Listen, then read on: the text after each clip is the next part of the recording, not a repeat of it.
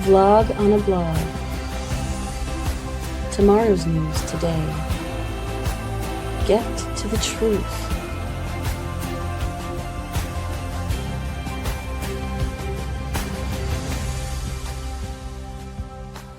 Listen, learn, live.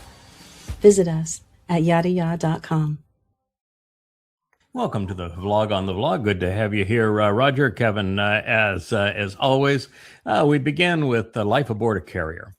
There are those who probably believe that because a carrier is a monumentally large ship and that it is exceedingly high tech and that it costs, $13 billion to build, that the Navy's top officers, admirals, would be aboard the aircraft carrier, and that this would be the best duty that a seaman could ever have. And the truth is exactly the opposite of that. What the Navy came to recognize is that submarines not only carry death for the entire planet, and that submarines, boomers, are the only surviving implement of war that America has made that will survive any conflict with the United States or with Russia. And that life aboard is constrained. You're put into a very small tube, that the best of the Navy serve on submarines, including by far the best officers. That it is the high draw. The naval officers and enlisted all know it. The best food, the best people to be around, the highest quality service is aboard one of those submarines. The opposite of the submarine, of course, is the aircraft carrier.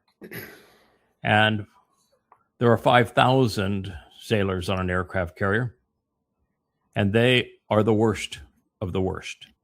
There are so many of them, and they're spread out over such a large area, the Navy thinks that they can get by with the scum of the service, and that's who is deployed on an aircraft carrier.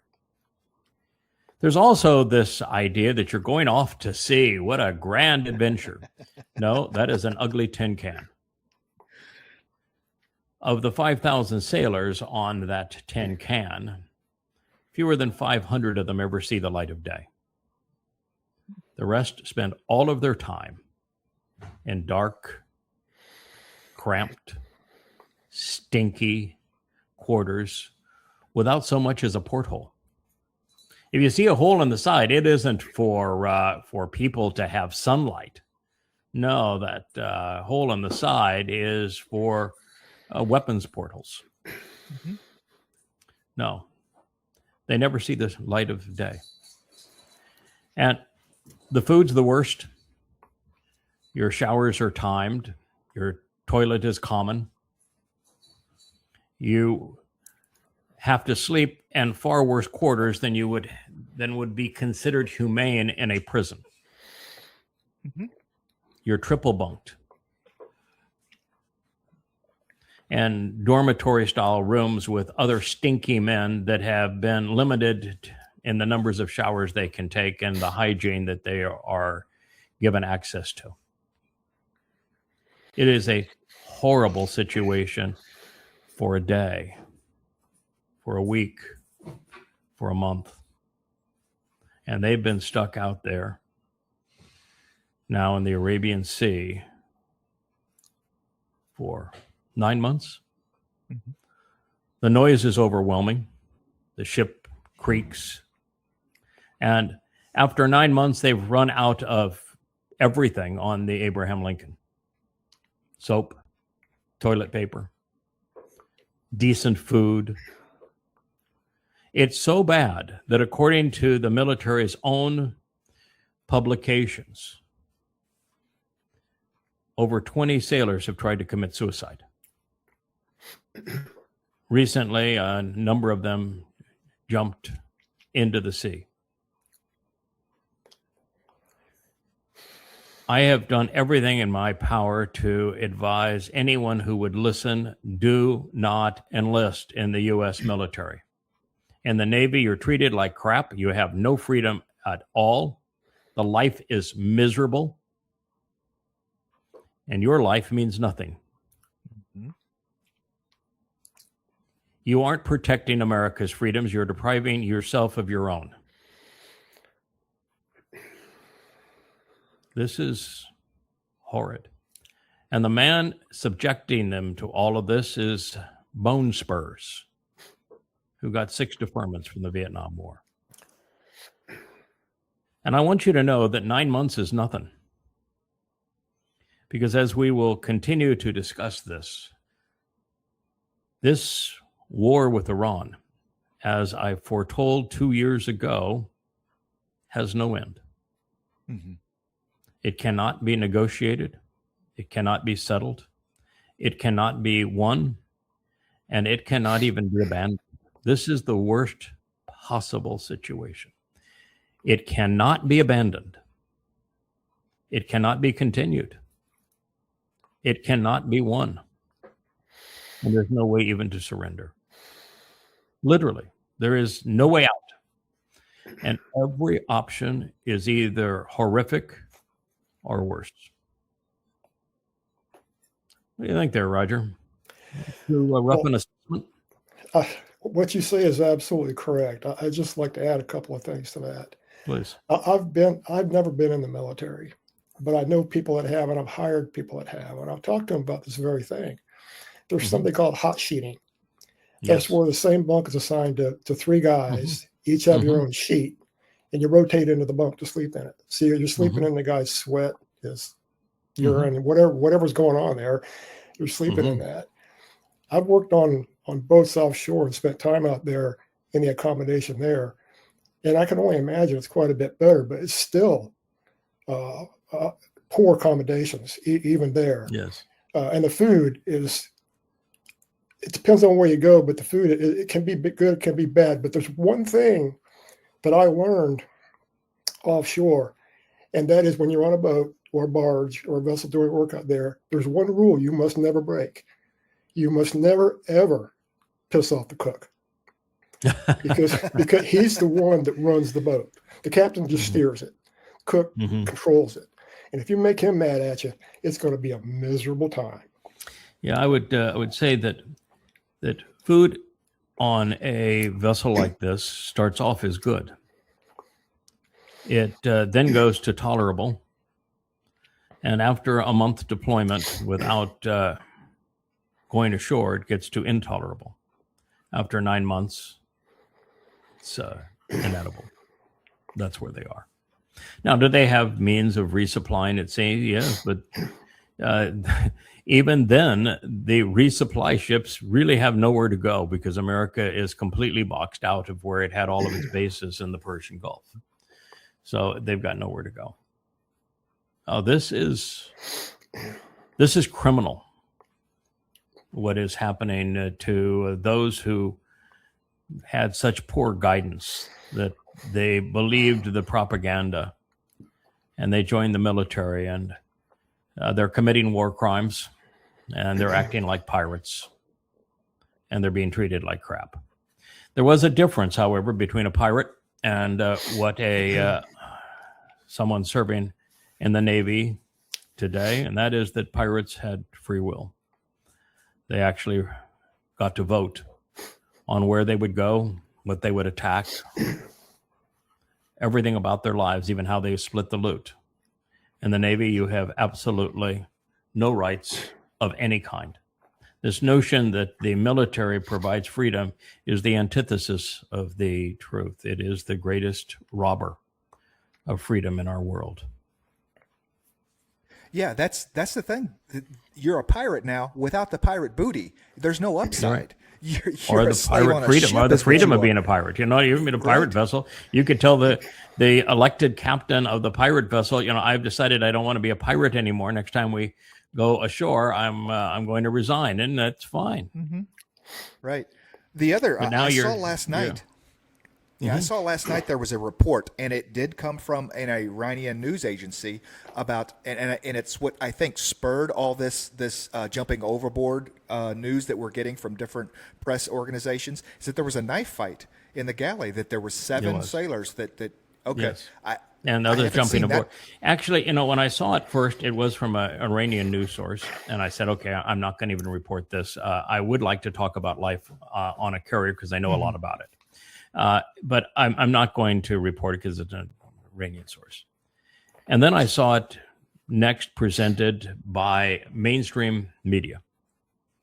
And then I realized that everyone was quoting the same source, which is the military's own magazines and newspapers. It was the U.S. military who wrote about it. The reason that the Iranians picked up the story is because the U.S. military reported the story. No, this story is true. Yeah, and there's no, and that's why you jump off a ship and try to commit suicide, because this is not like a swim in the ocean. First of all, you don't swim in the ocean this far out. It's not a pleasant thing, right? No, they're 1,000 miles offshore. They have to be 1,000 miles offshore because America could not handle the humility of having an aircraft carrier sunk. And if they get any closer to Iran will sink them. So they stand 1,000 miles offshore. No, you can't swim 1,000 miles. It's right. You jump off that ship and it's suicide. Well, and the other thing is, I think it's like 40 stories, I mean, that's terminal velocity to the water for most places. You're not just stepping out into the water like you would on your yacht or something. You're dropping from someplace generally very high up. This is, Yeah, I've done it. I used to compete on water ski races, and I have fallen at over 100 miles an hour. And what it does to your skin, the way it opens it up, it'll tear muscles and skin and send you away and leave bones exposed. The water at terminal velocity is unbelievably hard. There's essentially no give. You bounce off of it and it tears you to ribbons. Yeah, at that height, you would reach terminal velocity, 32 feet a second. Mm-hmm. There's one more thing about the ships out there is that anything on the water, anything that floats on the water creates shade underneath it. If you want to go fishing offshore, you'll look for structure. That's where the fish are going to be. So these ships create a lot of shade. That brings in a lot of fish, a lot of predatory fish. If someone were to hit the water, they wouldn't last very long. Sharks would come in. No, they wouldn't. No, this is a bad situation. This is. I feel sorry for the young men and women who were foolishly beguiled into joining the military, and for them now, there is literally no hope. No, this war will not end. This war will be ongoing 7 years from now when we bring it all to an end. But it won't be by man's doing. There is literally no solution to this war. It's one of the reasons I've spoken so aggressively towards Israel and their current government, to saying that when you did this the first time, you created a mess that you will never be able to get out of. And when you did it the second time, it's over. This is a fait accompli. We knew Israel was entering the time of trouble. We pronounced it, that it began on the 22nd of May of this year on Shabuah. And this is where they are now. And I know how this escalates because I read the prophets. There will be millions of mujahideen that march out of Iran into Israel, and there'll be no stopping them. It will be Alaska flood times 1,000.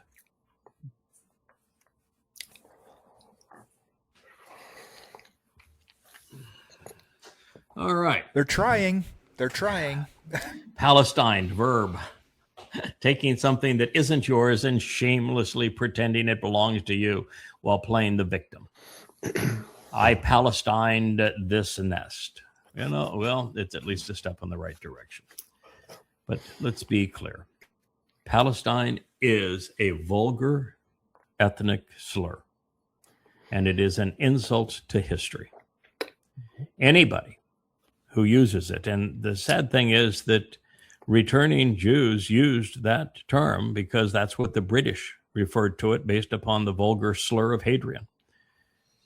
Anybody who uses it at any time, including Netanyahu and Israeli politicians and the IDF, the Israeli media, anybody who refers to Palestine and Palestinians is cursing and condemning Israel.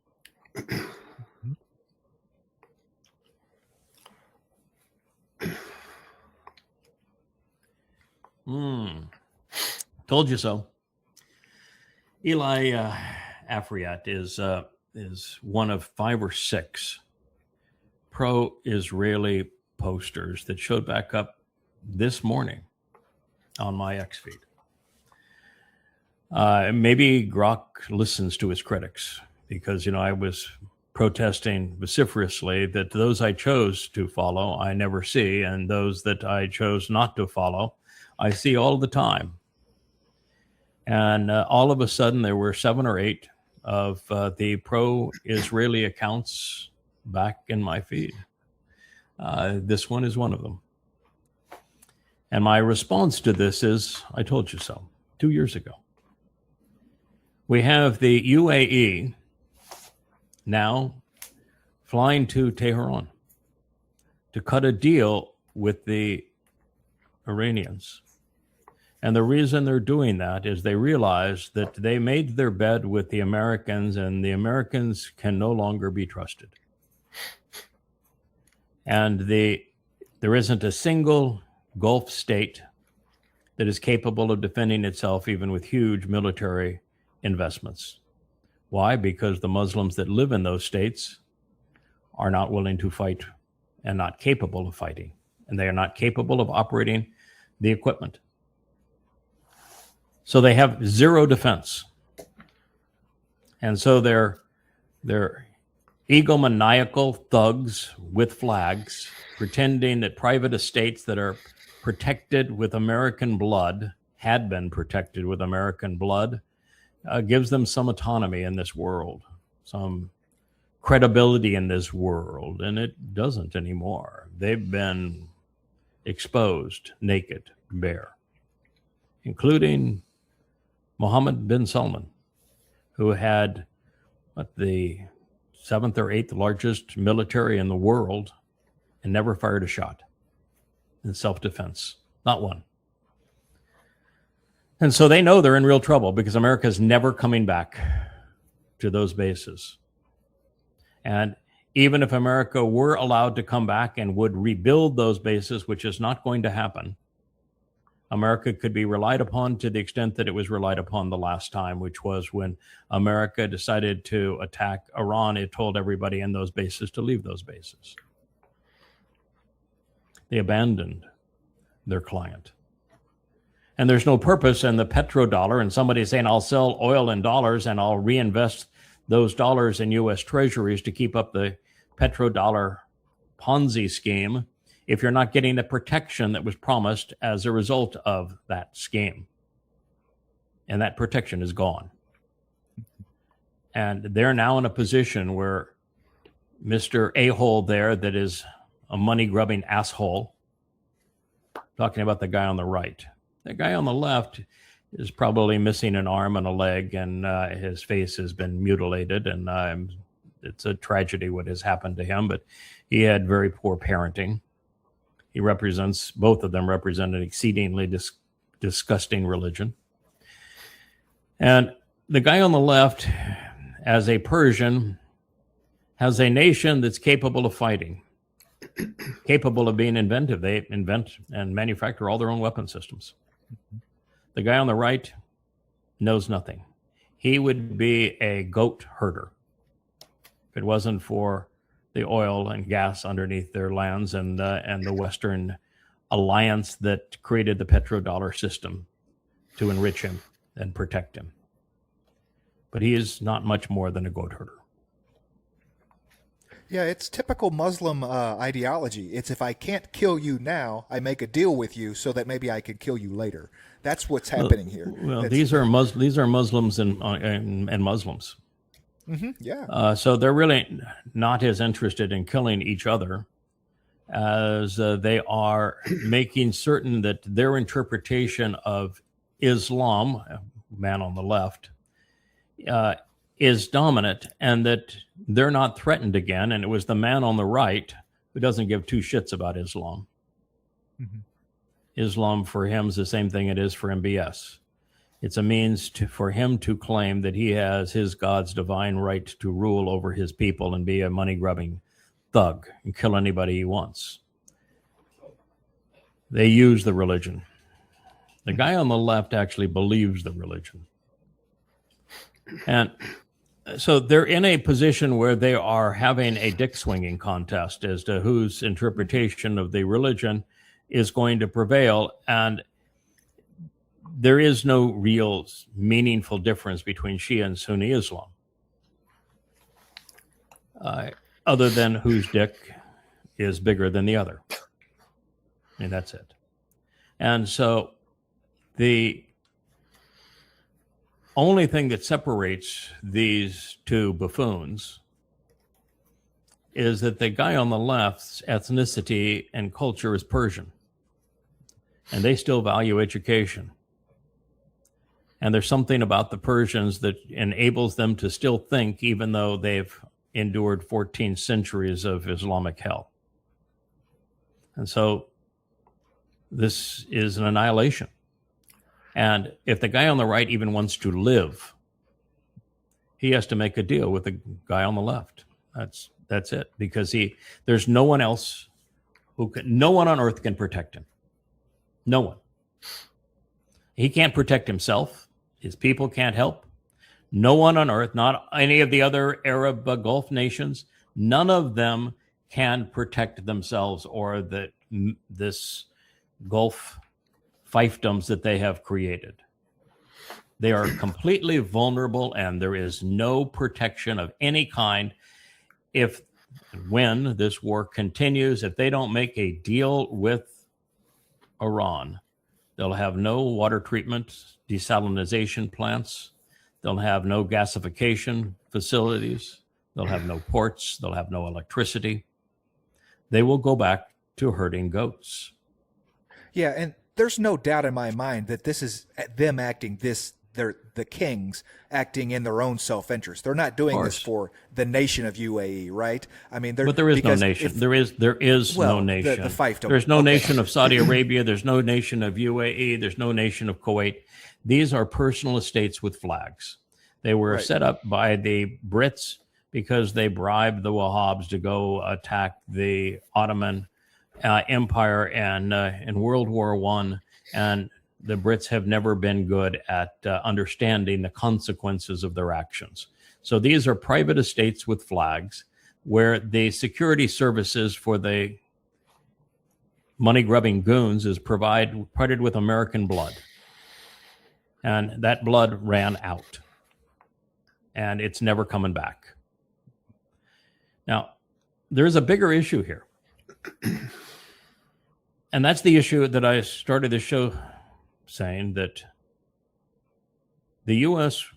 war with Iran has no end. Trump actually can't leave and declare victory. He can't do that. Because if he does that, then all pretense of the petrodollar is gone. Then every one of the Arab nations have to do a deal with the Persians. Every single one. This won't be the first. It won't be the last. Every single one of them will do a deal with Tehran. Mm-hmm. The United States will be completely isolated from the region because the deal with Tehran will be, you want us to avoid destroying you, then you disassociate entirely in every possible way from the United States. You never sell any oil or gas denominated in dollars again. You completely obliterate all of America's bases. You kick out all Americans. That is the price. You either pay that price or we destroy you. Mm-hmm. That is the deal. There is no other deal. Now, once that deal is imposed, that's the deal that happens when America leaves. This idea like the Houthis are going to surrender and run. Well, this is Iran. You can't do that deal because the moment that deal is done, so is the petrodollar. And with America being $40 trillion in debt and no takers on its bonds, the U.S. economy craters immediately. Without the petrodollar, the reserve currency Ponzi scheme is over. And that's the immediate and direct, unavoidable consequence of walking out of this war. So you can't leave. And unfortunately, you can't win. There's no way to win. We've been doing, the United States has been doing the same thing for 5 months and gotten exactly the same results. Every time the United States ups the ante and bombs, it gets worse for everybody surrounding Iran. Try more of the same is pure insanity. So the only thing the United States can do is deploy troops. And there is a significant buildup of U.S. personnel now in hotels and the Arab fiefdoms with flags. And Trump is definitely considering invading Krog Island, not knowing that this is like Kennedy going into Vietnam with 500 troops that became 500,000 with 58,000 dead, except for the fact that Iran isn't Vietnam. It's infinitely worse. Trump's only response at this point in this war is to do one of two things. Neither one are going to work. Both are going to make the situation worse. One is he ups the ante and he invades Krog Island, which means then he will have to invade the coast of Iran to protect the troops on Krog Island, which means that he has to invade the Zagros Mountains, which means that he needs to push beyond them to keep the resupply and to keep the drones and everything else from firing further behind. And then he's in a country the size of Western Europe without any supplies, without even water, and no supply route because he can't get in and out of the Strait of Hormuz. And Americans will die and be POWs, and it's obliteration of the United States military. That is its Waterloo, except there ain't no water. And the option of surrender, he blew. He had a surrender agreement, a memorandum of understanding. It was a surrender agreement. He can't even go back to it now. He destroyed his only way out, which was surrender. So this leaves him with the ploy that they haven't begun to talk about yet, but will occur, which is the betrayal of Israel. To do the Neville Chamberlain thing and toss Iran, Israel as a prize. But that won't work. It'll work as well as giving Adolf Hitler the high ground of Czechoslovakia. It will lead directly to World War III. So that's it. He's got nothing. He's going to do my guess is here that what Trump's going to do over the months between now and the midterms, since invading Krog Island creates a bloodbath for him, trying to do so before the midterms would be even more insane than he probably is. And he can't sign an agreement because the Iranians are no longer negotiating and will not negotiate again. And so the only thing that he can do is pretend to keep that blockade going and just walk away and not talk about it anymore. And Americans who have the retention of a goldfish swimming around in a bowl will forget about it and they'll go on to the next subject. They'll be, into the great catering cart caper, and we'll forget about it. But you need to understand that just because Americans forgot about it doesn't resolve the petrodollar, which then destroys the entire economy. And so there is no more America. So this is that mess. This is why I begged Israel, don't do this thing. Well, what I see in this, you've talked about it before and written about it. It's going to be an all-Islamic invasion of Israel in the future. And these guys talking together now, maybe semi-friends, semi-enemies, they're going to be coalescing into a large army with one purpose. Yeah. The destruction of Israel. Yeah, they won't actually be, with the exception of Iran. Iran can marshal 3 to 4 million men and women even, but mostly men, as a military force. They can arm them, equip them, uniform them, transport them, and provide the aerial cover for them. Iran can do all of those things.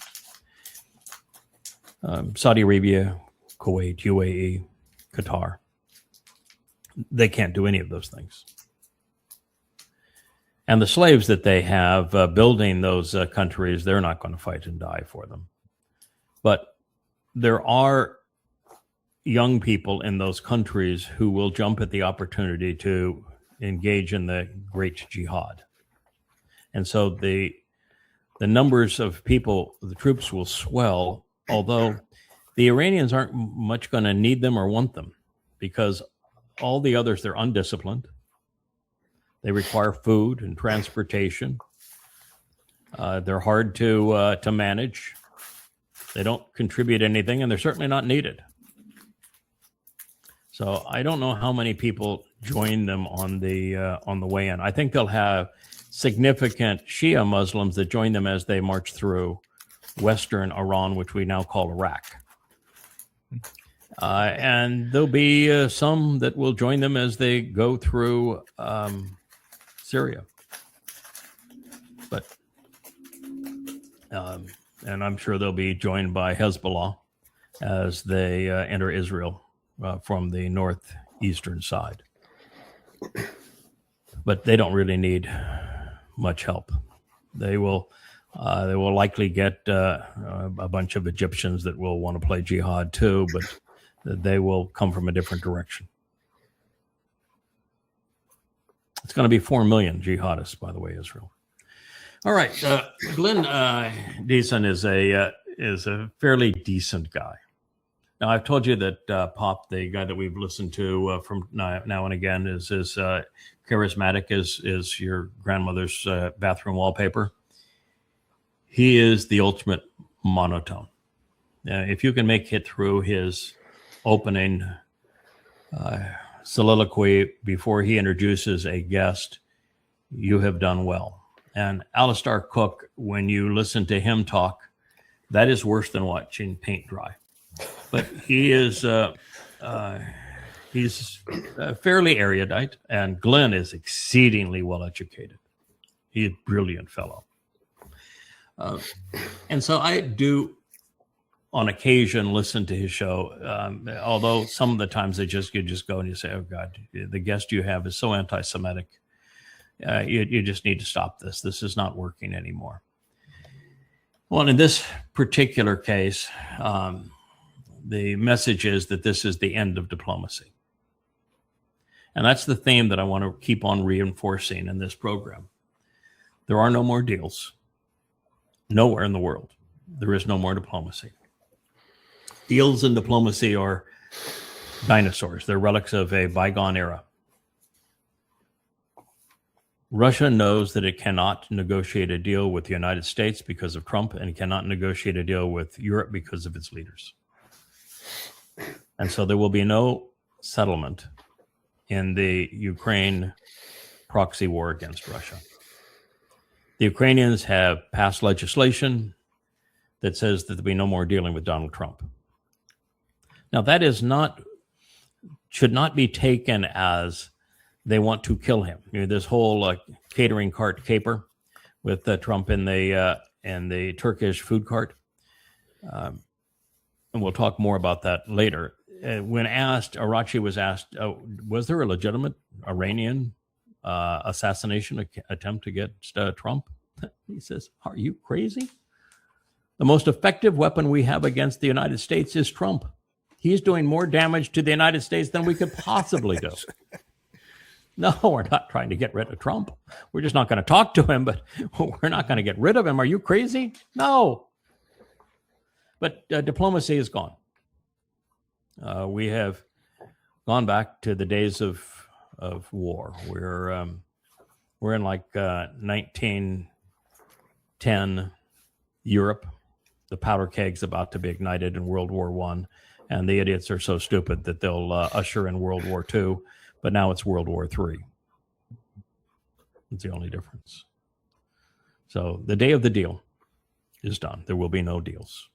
The deal of sending actual trained diplomats is over. Right? I think there's two of them left in the world. One is named Arachi, and Lavrov of Russia is the other. They're it.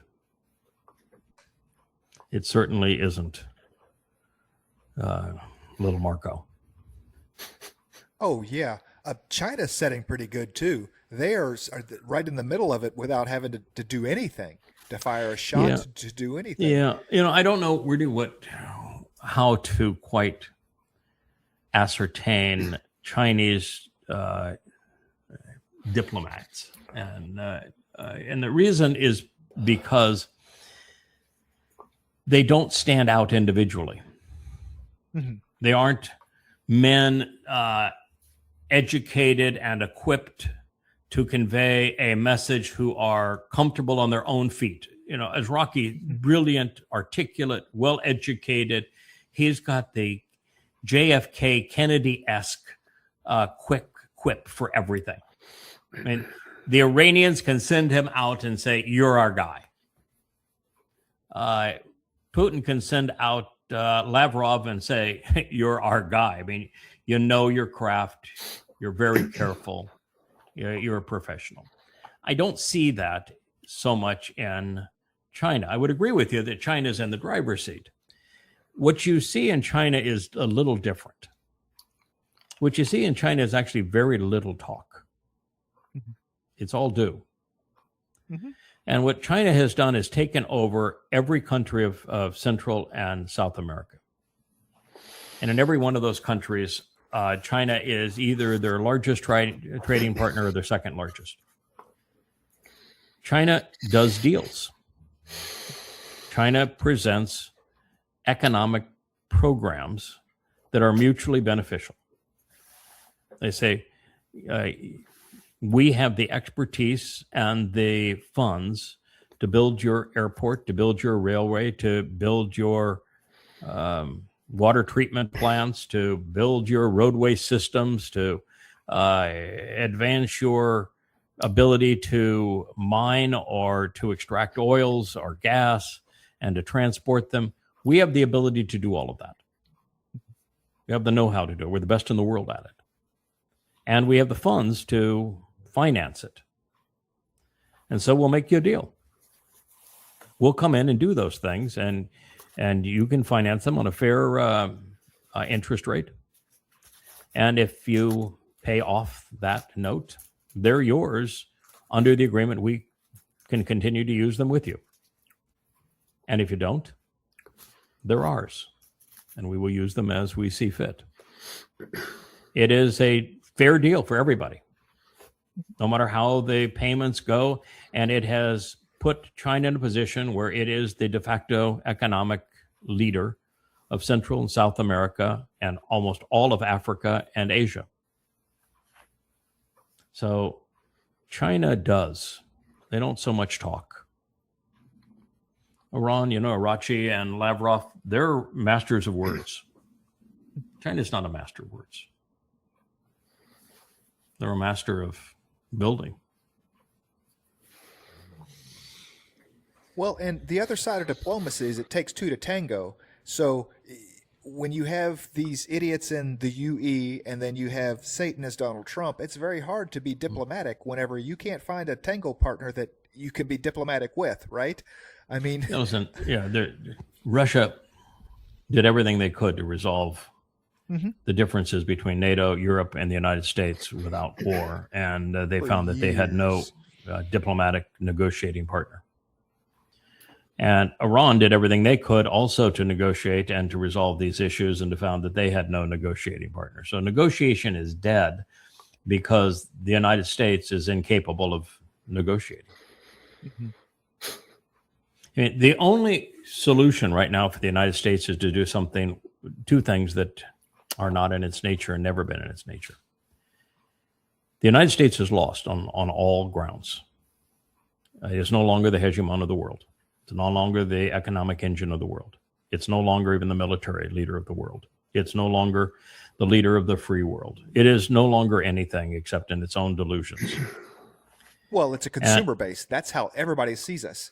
We're a consumer yeah, base. but when your consumer economy is based on debt, and you have no one to buy your debt, and the Ponzi scheme of the reserve currency is gone, you're not a consumer anymore. There's nothing. Well, and so the only thing that America could do is to close all of its overseas bases, 80.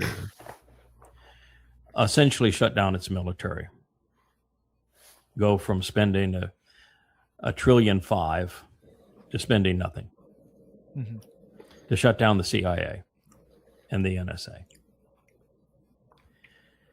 To do what China did 40 years ago, and that is implement enterprise zones.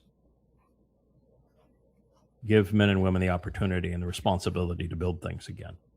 It's enterprise zones, free enterprise, no socialist restrictions of any kind. And then to tell the world, let's all meet in a neutral place. China, Russia, Iran, the United States, other stakeholders, India. Let's all meet in a neutral place and let's come up with a new way of getting along without war. Where we all have needs, we all have responsibilities, but no one uses their currency as a weapon. No one threatens anybody else anymore. That requires a humility that America does not have. And it requires wisdom that America does not have. So America can't do what it has to do to survive. And the sooner it were to do that, the less painful it would be, but America doesn't have the wherewithal, which means that we were right. This is the time of trouble. America is going to falter and die. Yeah. Well, they don't gain that humility. They don't gain that incentive until they hit rock bottom. No one changes for change's sake alone. Change is always, But America doesn't even change when it hits rock bottom. There will be some Yehudim, perhaps, and maybe some relative number of Goyim who will fit into a remnant in the end. But America's death is imminent, going to be violent, extreme, and self-induced. Yep. There is no savior. You know, when Yahowah wrote about America, you can go to the next slide. Go ahead and go to the next slide. When Yahowah wrote about America in the 18th chapter of Yahowah, defining us egotistically, our projection of a military force, our interference in everybody else's affairs, the tendency to be drugged as a people, he was right. He was right. America is exactly as it was painted by the prophet Isaiah. It's despicable.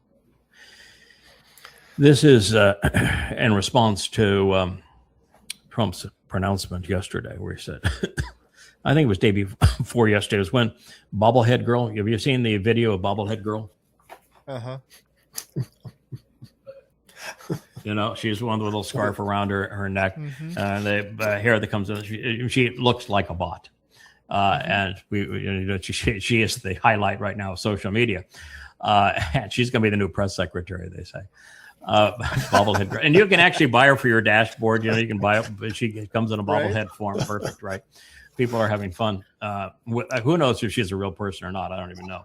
But in that press conference, Trump, who fell asleep and then farted himself back awake, and RFK, who is proposing a ban on vaccines based upon the long proven false reporting on the MMR vaccine, which has been completely discredited. So he is trying to make certain that the babies that are not killed by the Marxists in the 10 states that have up to birth abortions are killed because they no longer have vaccines. and he's sitting there, his hands are just going like this. I mean, he's as big a mess on the outside as he is on the inside with his brain worm that causes him not to be able to speak.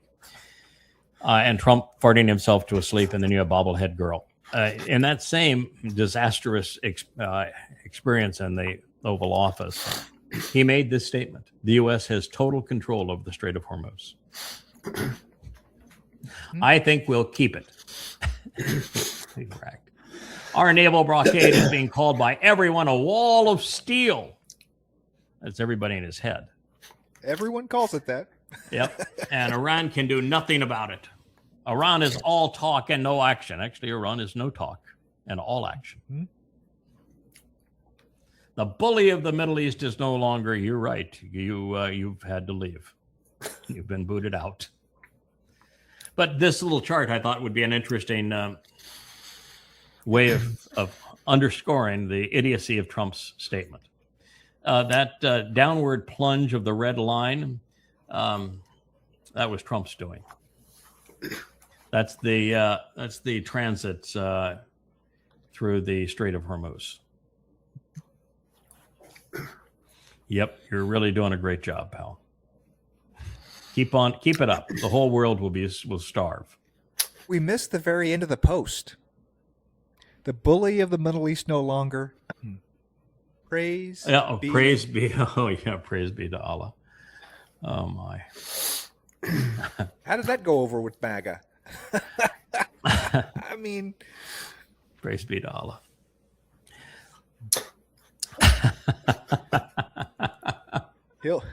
He'll say anything.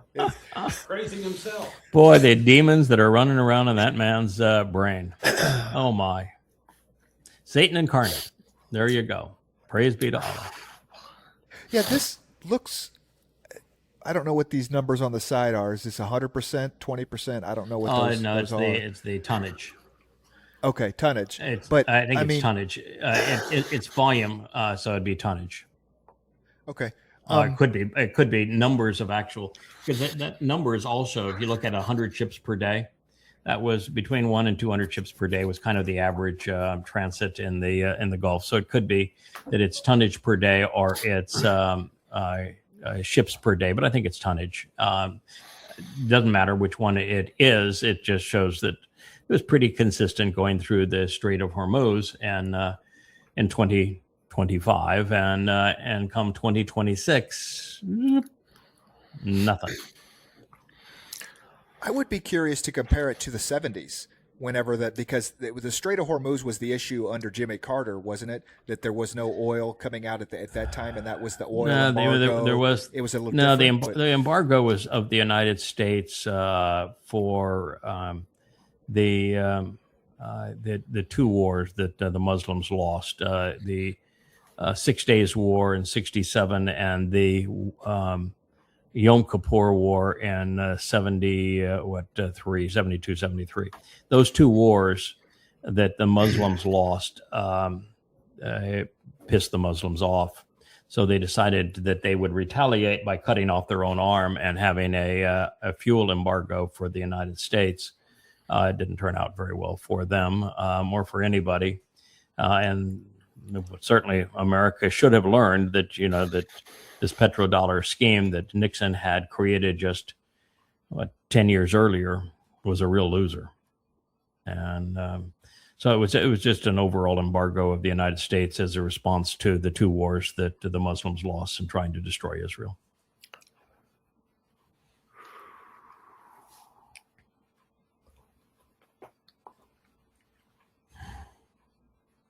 Yeah, this was 2 months ago. 2 months ago. The deal, capital deal, because he's a dealer, with the Islamic Republic of Iran is now complete. Praise be to Allah. Congratulations to all. Allahu Akbar.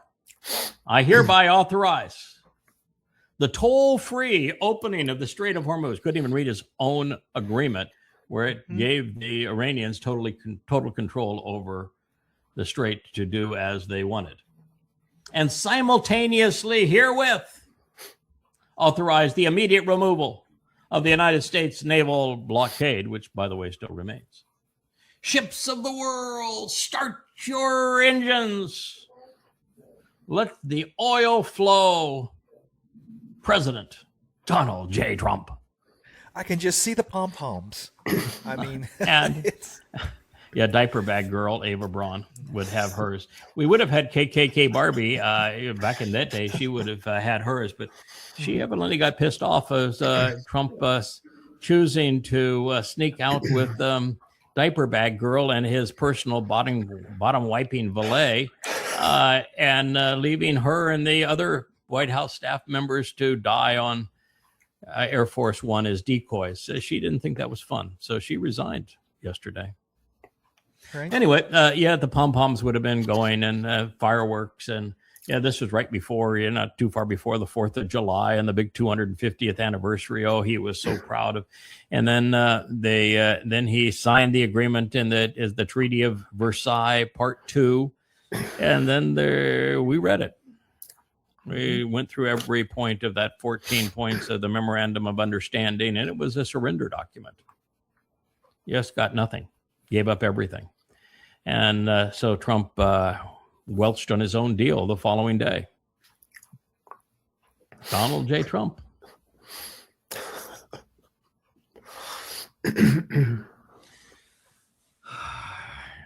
I listened to a little bit of this. I don't want to put anybody through the same agony. No.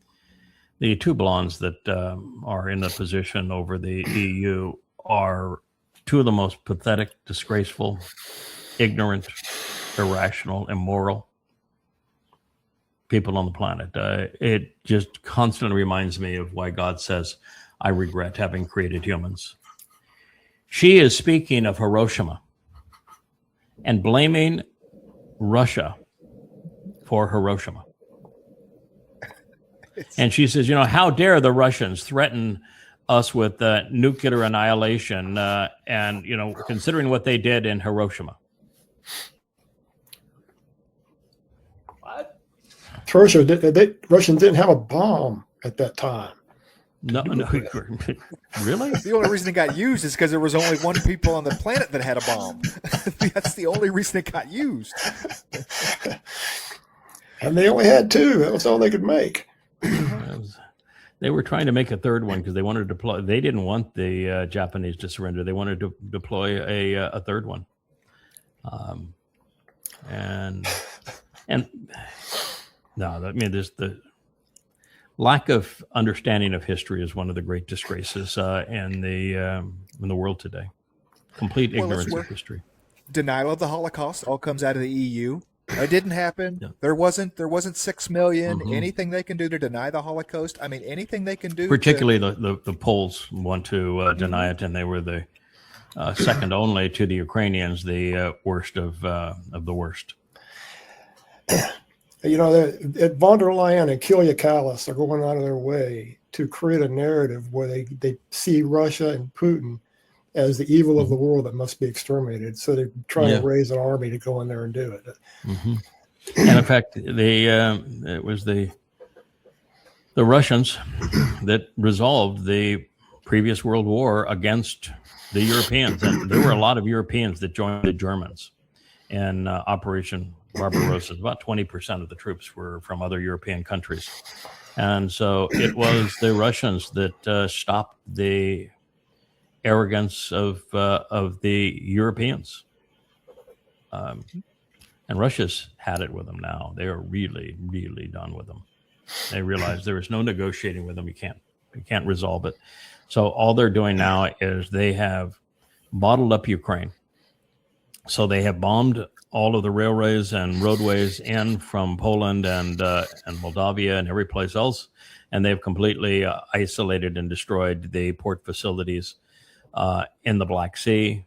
And so Ukraine is a rump state. Can't export anything, can't import anything. Dying. And then they went and said, all right, so you decided you were going to blow up our retail distribution centers and our refineries and attack electric grids. And so here you go. Enjoy. Retribution. Winter's coming. Yeah, they got nothing right now. I mean, Ukrainians have yanking people off street corners that don't want to be in a defensive position. They have 2 people defending what it would require 20 to do. They have insufficient food, insufficient water, insufficient munitions, insufficient training, and the Russians are all over them. And the outcome of this war is so obvious, and it can't be negotiated at this point. So it has to be won. Yeah, the way the Russians are going about it. There's a story that a new commander was just announced by Zelensky. He fired Zersky and hired this new guy. First thing he did was bring reserves in and started throwing them into the line to try to create some kind of news. And the new guy they hired was one of those that was part of the Nazis of Ukraine. That immediately after the coup to overturn the popularly elected government by way of the United States and using American weapons, went off into the Donbass area and shot up a bunch of ethnic Russians. He said every Russian should die, and he's the new head of their military. My guess is he won't last very long. Nope. But Zelensky is not going to last very long either. Yeah, this is true. America's trapped. So here's a guy who just said, "Can you?" And the fellow that we're seeing just the top of his head there, he is one of the more patient, methodical spokespeople on the issues in both Ukraine and in Iran. He's a very thoughtful guy, and his basic pitch is the same that I'm delivering. America's trapped. It cannot even leave. You can't even leave. Because leaving craters the petrodollar, which destroys the United States. It cannot stay because the status quo is unsustainable and it's massively destructive. An escalation with an invasion or nukes is World War III, destruction of the world, and makes everything far worse. And now there is no opportunity for a negotiation because he blew that up. Nothing left. What is going to be so bad that it's a distraction from the Iran war that make people forget that's even going on, or it's at a stalemate, or we lost it? What could possibly? I mean, we're past Epstein files. We've got the new Attorney General, so those are gone. They're erased. That's gone. Right? Oh yeah, the Epstein files are gone. You will those files that have been hidden and not disclosed that are the most incriminating of Trump will never be seen. He hired his personal goon to destroy them, and he has given that goon clemency so that he will never be prosecuted for it, and they're going to destroy all of those files. So there's no reason to distract from the Epstein files anymore. So now what Trump needs to do is from Iran, So now what he needs is distraction from Iran, and anything that's a distraction from Iran is a win for Trump, because Iran it's over for him. The Iran war is ultimately why he has to leave the United States in 2030. There's just nothing left for him. Because the midterms are still months away, so we can't really ramp up election fraud further. I mean, the only thing he's got is, are we going to take over, Minneapolis is played out. Where can we send ICE to go, shoot some people and get some people in the streets and distract for a month or two, 6 weeks of ICE nonsense. Where's the play? Internal chaos. Economic collapse. Sure. We'll bring in martial law, and you can taunt Americans to the point where because particularly Marxists are violent. So you can taunt the Marxists and the Democratic Party to the point that they will lash out, and that will justify his bringing in the military. And, America is going to be bloody. Yes, Roger? I was going to say Rubio's counting on the whole Cuba thing to go down so he can be the governor of Cuba. Right now he's prime minister of Venezuela, but that's not working out so well because Trump is stealing all of the oil revenue. They were unable to get any company anywhere in the world to go in and drill or maintain or restore any of Venezuela's oil capacity. So it's on fumes at the moment. And the money that is shipped out, which is negligible, I mean, it's in the tens of billions of dollars, but negligible by scope of a country and what it previously was, Trump is confiscating. So being prime minister of Venezuela is not a very good gig. Now he'd like to be prime minister, I guess, of Cuba, but that's not much of a gig either because there's nothing there either. I don't know what's going to happen with little Marco, but little Marcos should be feeling really shitty because diaper girl Ava Braun and the diaper bottom wiper, the butler, were chosen over him for protection.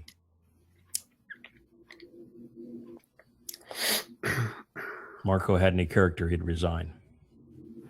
Islam. Murdering people since 610 AD.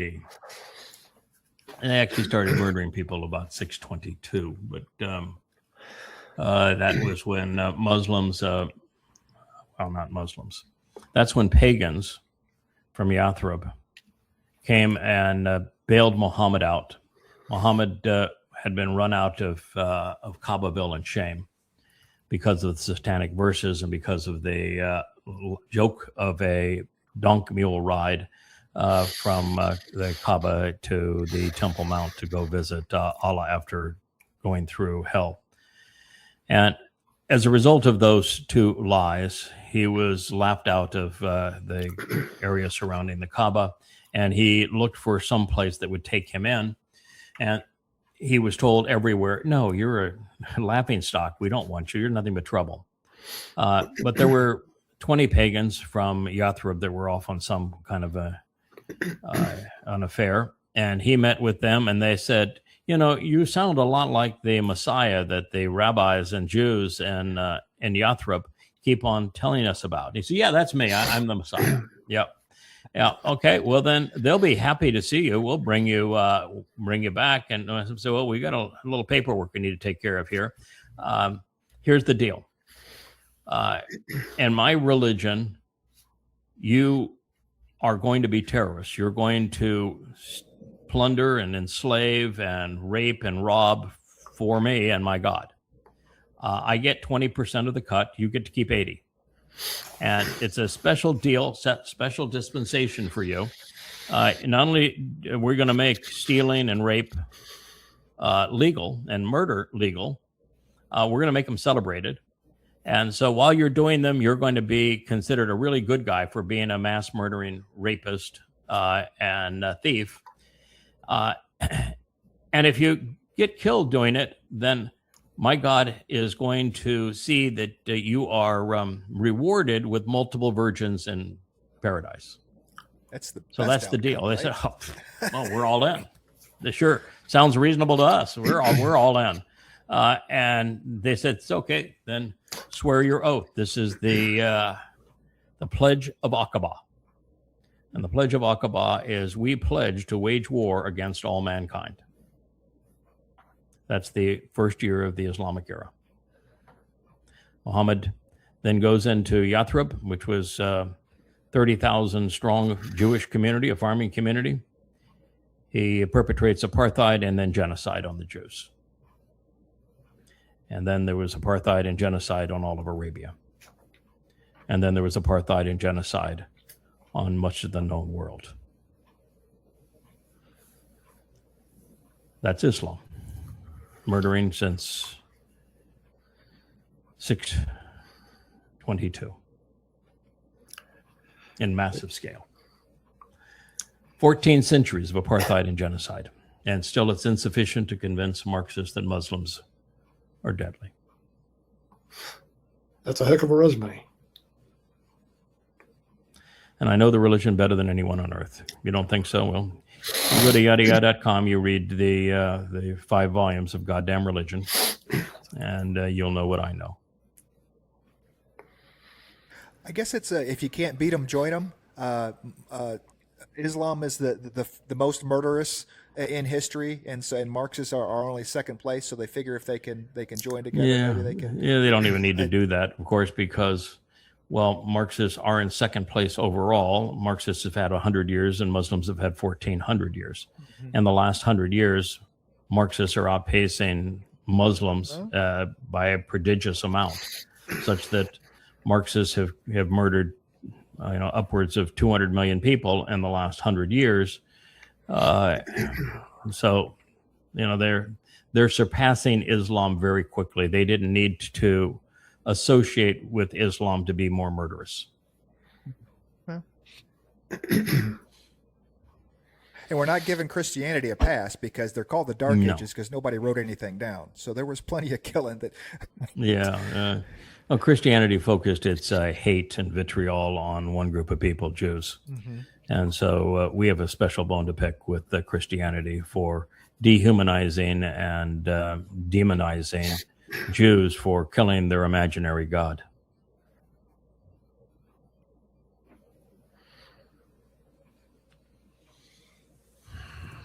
So Robin is one of those pro-Israel accounts that I used to see every day, many times a day. And she's celebrating here that an Israeli police officer is taking down the Pakistani flag and saying, no, you can't fly that piece of shit here. This is Israel, not Pakistan. And she's celebrating that. And, I can understand why she would want to do that. But what I'm here to say is that if Israel wants to survive, or if you as part of Israel want to survive the next 7 years, then you and Israel must condemn the lie of Palestine. You must direct your attention to condemning Islam. You must begin fighting this war with words and not with bombs. And you have to return to Yahowah. Now, the first step in the right direction for you, Robin, and for every Israeli is yadayah.com. Until you go there, there aren't enough police officers to furl enough flags. And you don't have enough bullets and bombs. These must have been Jews that were flying the waving the palace. This interaction was entirely too nice. In the United States, someone would have gotten shot. These guys put their hands on cops. They got behind cops. I was like, wow, this is a really kind of how an interaction with police kind of should go. There are two groups of Israelis that are traitorous to their own people. The Marxists. And a lot of Israelis are Marxists, upwards of 20%. And the Haredi, because they're anti-Israel, they're anti-Zionist. And so both groups are capable of promoting Fakistan. They're that stupid. They're that immoral.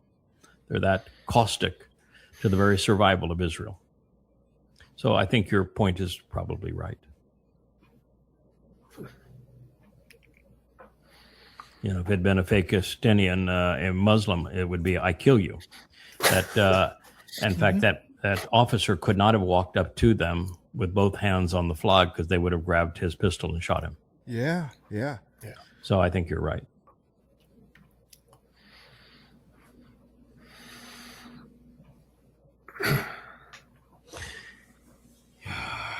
Yeah, this is a textbook in Lebanon. They're talking about the great victory of Islam. I kill you. Beheading Christians and Jews. Islam has been a death cult, savage, inhuman death cult for 14 centuries. It is the greatest plague in human history. And the world doesn't want to deal with that. And what did Yahowah say about ignorance? My people die because of it. Yeah. Yeah, and that's the problem.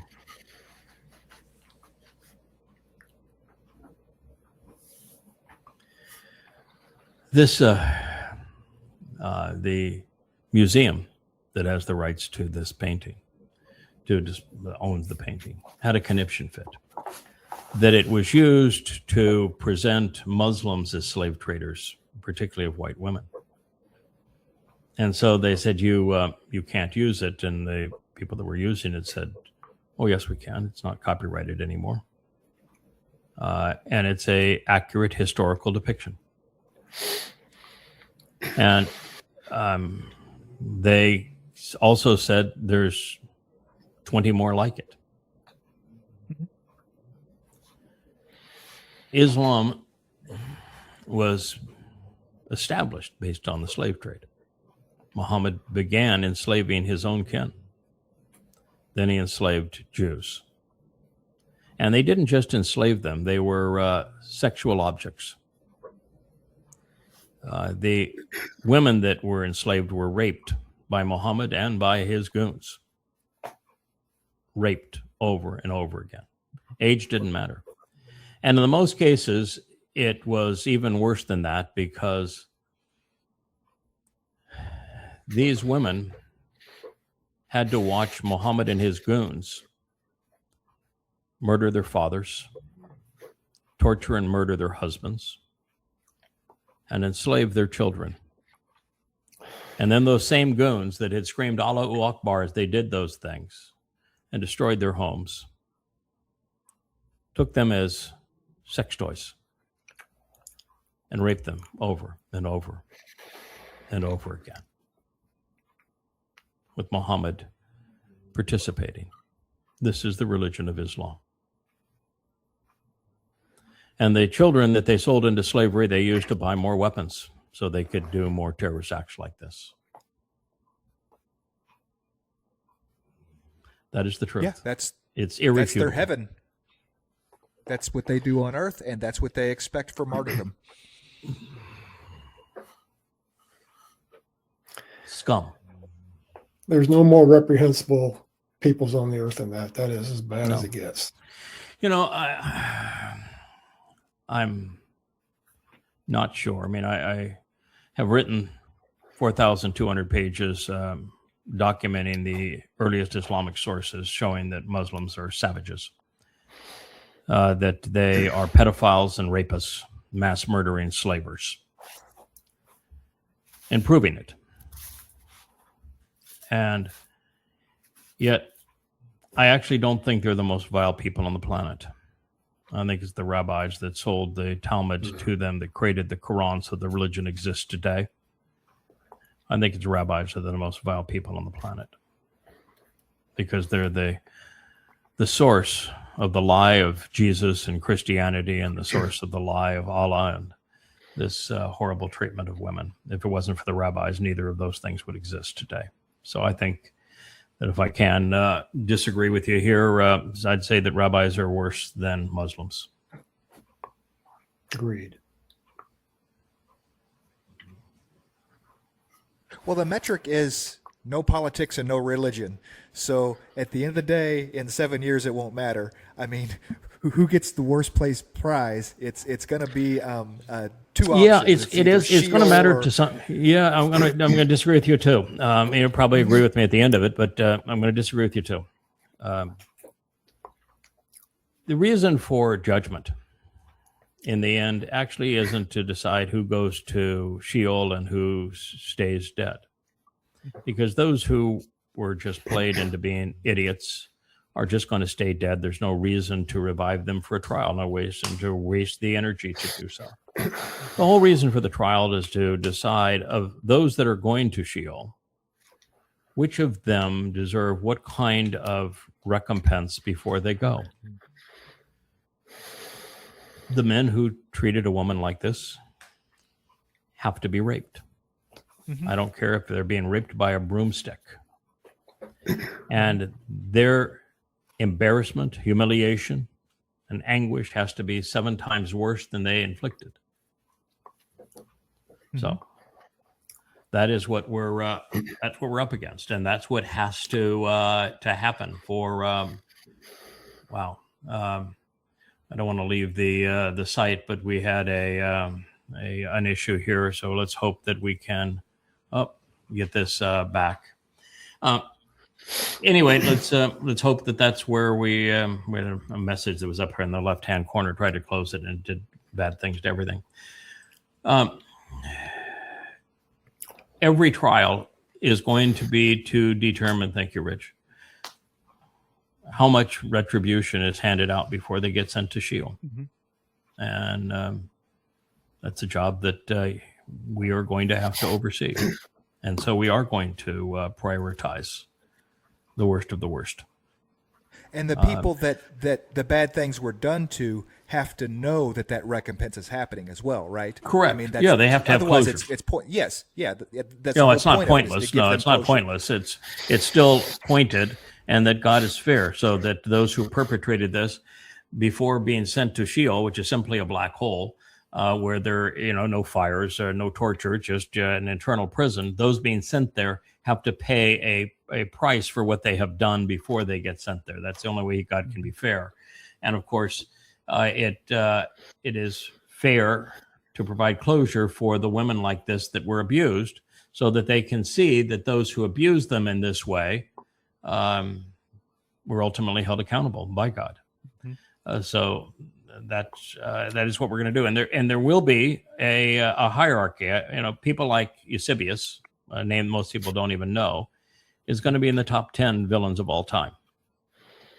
Akiba, Maimonides, will be in the top 10 of all time. Paul, Luke, and Mark, all in the top 10. Muhammad, most assuredly. Abu Bakr, his BFF, will be in the top 10. Now, of course, you're going to have Hadrian, Titus, Vespasian, Adolf Hitler, Stalin.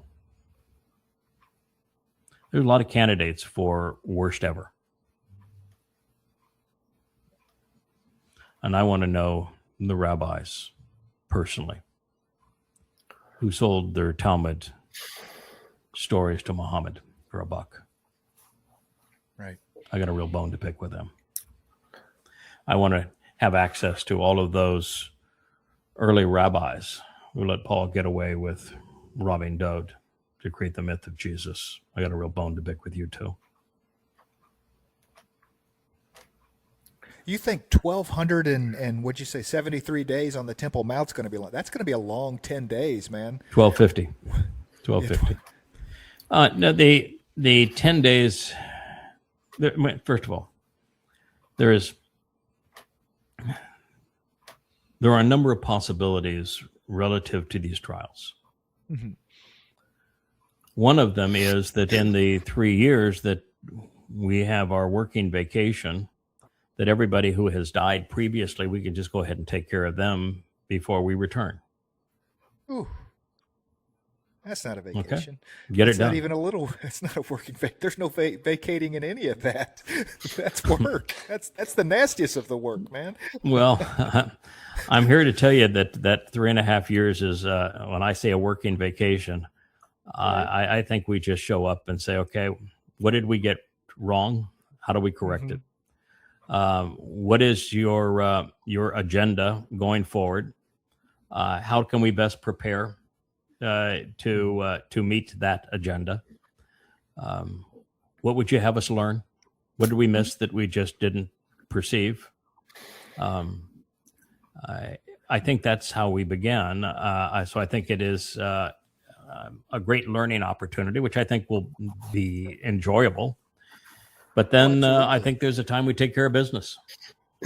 Now, the second option is that all of the trials take place at a similar period of time, and they could take place either in the 10 days between Towrah and Kippurim, or at the beginning of Sukkah. And if that were to occur, then what you're dealing with is all of the Shabbat. There's a reason that Yahowah calls the Choder a Shaphat twice, and he says that I'm assigning the Shabbat, the heavenly host, to him. So we could work effectively together where I say, all right, you've got the records. got the receipts. Everybody that needs to have resolution, that's soul that's died, that needs to witness these things, I want you to roust them. And every person who committed the crime that requires retribution, I want you to roust them. And I want you to be prepared to present all of the evidence. And then what you do is you say, all right, there are millions of these spiritual implements. You establish the guidelines. This is what we're going to do. And they can do it all. And our responsibility is to oversee the most important of those trials. Our responsibility is to go in and out of other trials and try to comfort the victims. You know, our job is to orchestrate those who want to be given those directions and to manage the process. But you could have 10,000 trials going on simultaneously. Right. And we could move all of these trials off planet. And if we move them all off planet, then time will move at the pace we want it to move. So we could get it done in a shorter period of time than 10 days, just because we could slow time. It seemed the same for us, but not for the rest of the world. So there are other options as to how that will take place. It's above my pay grade. I figured that I've read what Yahowah wants us to do. I know what he wants to do. I'm prepared to do it. And I think that we're developing a team of people that are prepared to do it. You know, I saw another family presentation last night. It had 2 marks in it. A mark from the UK and a mark the international edition, from South Africa, and 2 others, a husband and wife, I think, with the 2 others. And they were doing a Yahowah book club. And I tell you what, it did my heart good. I mean, I don't know how we came up with this. I know how we came up with the idea that we should do this. And Roger, you've been a huge contributor to it. And of course, Kevin, you've been the biggest contributor to it because you're the glue that keeps it all together. But I remember coming with the realization that our job now was to prepare the Covenant family for this job. That's going to be our job. And the only way I could do that is to get everyone in the Covenant to earn God's trust so that he's willing to empower a team of people so that we can do this, because it's not one person. We're all responsible. We're going to do this together. And the only way that could happen is for others to step out and begin to speak. That's the only way that could happen. And so I came with that. Let's do this. And challenge people to do it. And now we have that family page.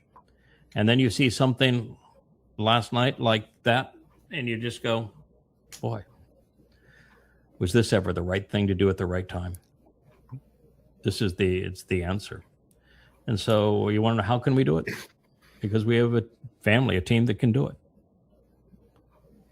I would trust Roger to oversee 1,000 of these cases. I would. So would God. I would trust Rich and Kevin to do the same thing. It's the right thing to do. Yes. In spite of how Yah was so frustrated with humanity, he still has compassion for his creation. I listened to the 2 mics last night, UK Mike and South African Mike. I'd trust them too.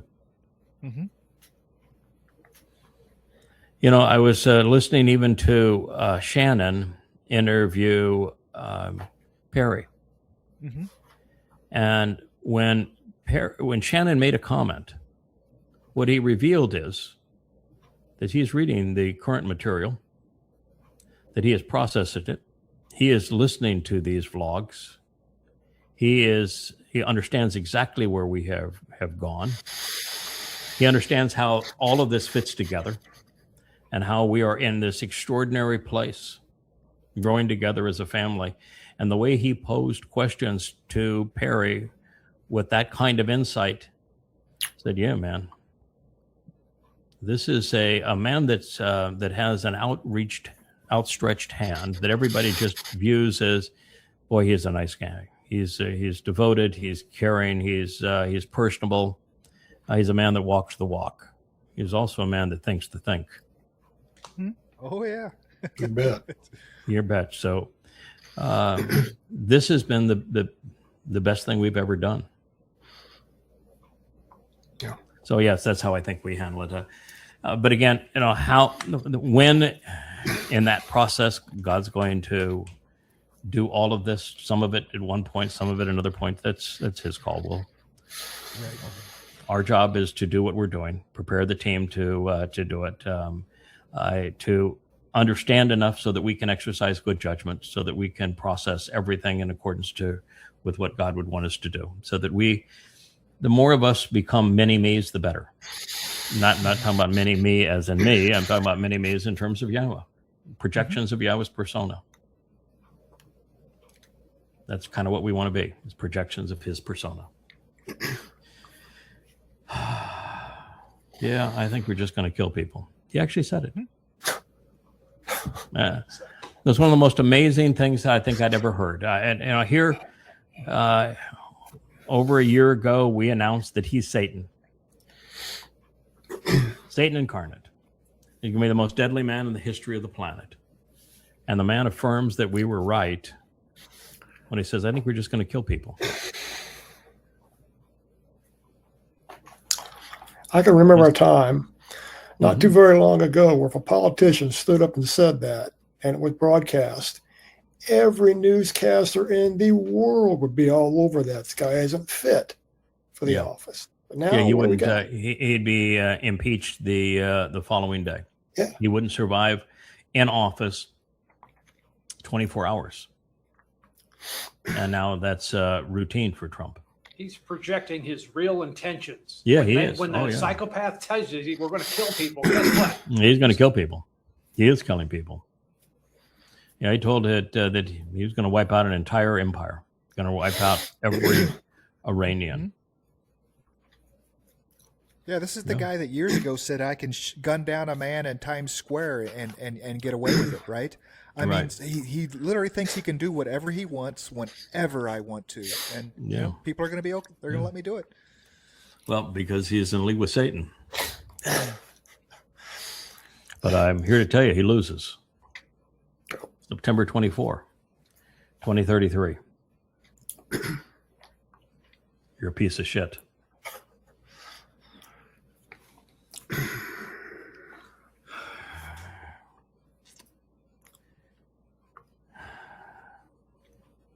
This is one of many reasons that I have no respect for this man. Nearly 90% of Palestinians supported October 7th, and they celebrated it, just as they celebrated 9/11. And Vivid doesn't have a clue as to why that's devastating for Israel. So long as you continue to refer to them as Palestinians, you lose. It's only when you refer to them as Muslims that you can prevail. When you refer to them as Palestinians, you feel like you're at liberty to use bullets and bombs.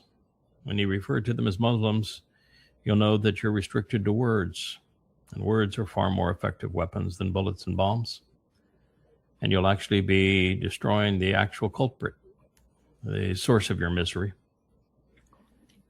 And the only way you're going to do that is to stop listening to this man and go to yadayah.com and read the 5 volumes of Goddamn Religion. They were written for you. I risked my life to deliver that message to you on behalf of God.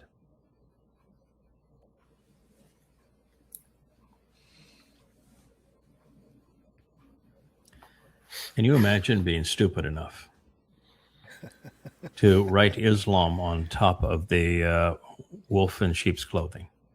That you are so ignorant that you think that this applies to Muhammad and not to Paul, who was the Benjamite. How in the world could you be that stupid? How in the world could you listen to what's called the Sermon on the Mount and remain a Christian because it condemns Christianity in every which way? Well, he was dumb enough to be a Muslim at one time. So how in the hell Can you, under any circumstance, misconstrue the wolf in sheep's clothing to be any other than Paul, the author of the first 14 books of the Christian New Testament? And this is seriously deranged. Have I got Islam's something bad, wrong? but Islam is not the wolf in sheep's clothing by any stretch of the imagination. Islam is the spitting camel. Islam is the viper. Islam is the death cult of Satan himself. There is no disguising Allah and Muhammad. Paul wore the disguise. He pretended to be who he was not. He even said, to the Jew, I pretend to be a Jew. To the Torah observant, I pretend to be Torah observant, even though I'm not. To the Gentile, I pretend to be a Gentile. To all people, I am what I need to be to prevail. That's Paul. One that God himself said is the plague of death. Paul is the one who admitted he was a Benjamite. The Benjamite is the prophecy of the wolf. The wolf who dresses himself up as a lamb. It's Paul. This is Christianity. It's just astonishing that you could present this metaphor and pretend that it has to do with Islam. There are no sheep in Islam, and not even any wolves in Islam. There's no mention of a wolf or a lamb in Islam. It's a viper and spitting and biting camels. Islam wasn't even around when Paul was around. No, that Sermon on the Mount was talking about the wolf in sheep's clothing. Paul was around. Muhammad wouldn't be born for another 600 years. Paul couldn't even get his own name right. I mean, his name is Shaul. It's, there's only one other name. Well, two other namesakes in Torah, Shaul the king and Shaul the place. So Muhammad didn't either, by the way. That wasn't his name. He had a Jewish name. No, he was not. There's no one born named Muhammad. Now Muhammad's the most popular name in the world, but it was a phony name. Yeah, he did the same thing. Paul changed his name.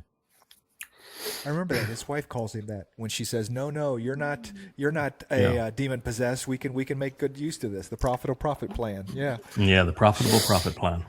I forgot what her. Yeah.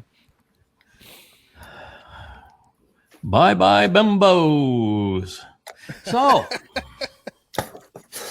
KKK Barbie. Bye bye Barbie.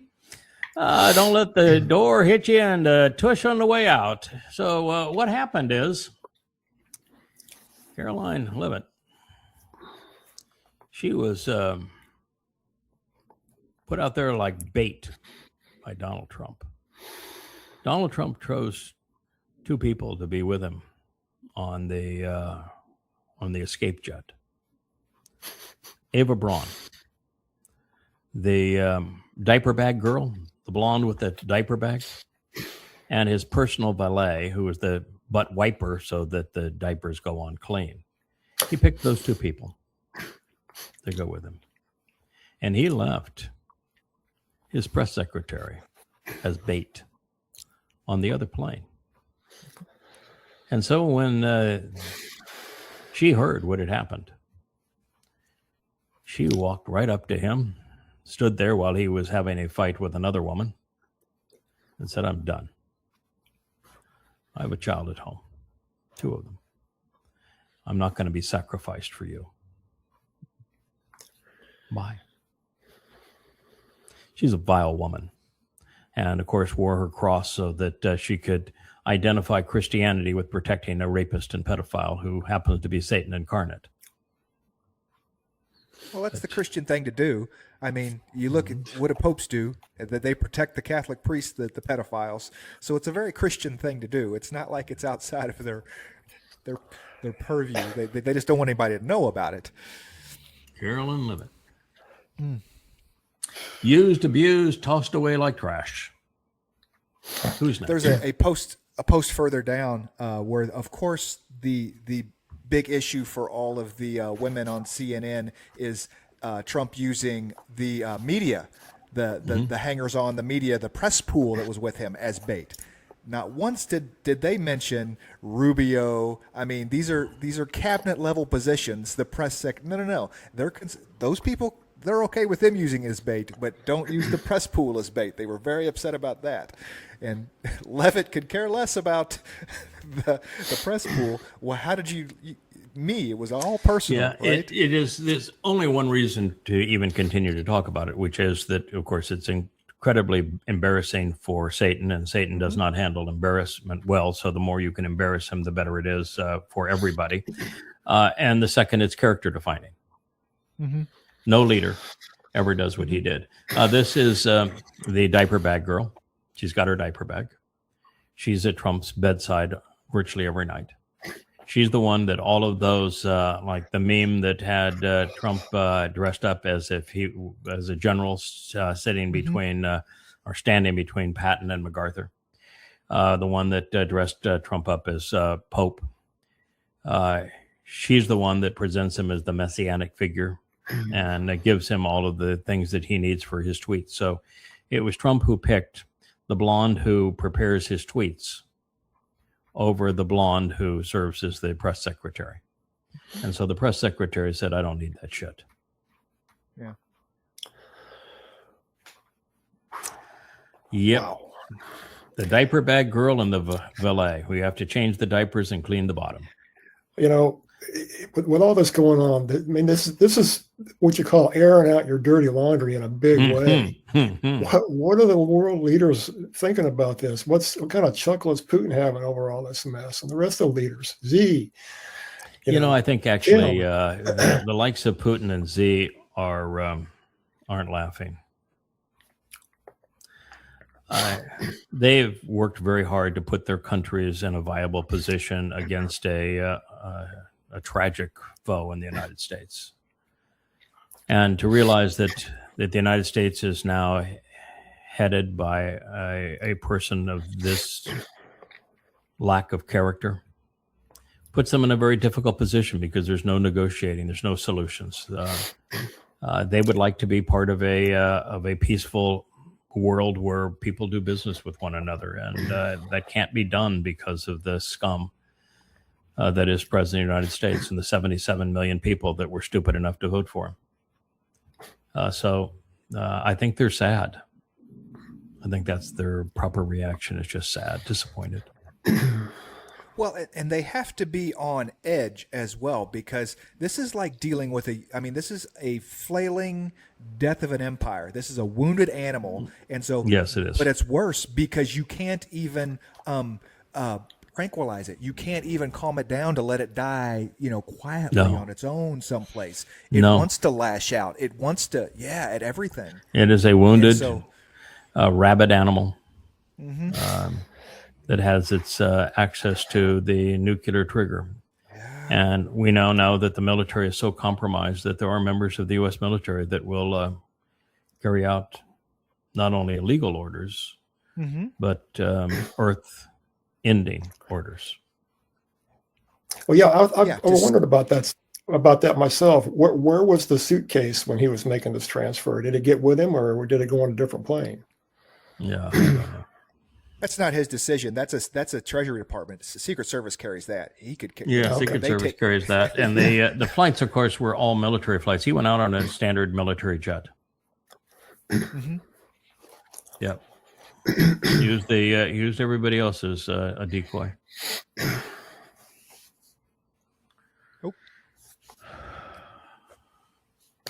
Oh well, okay.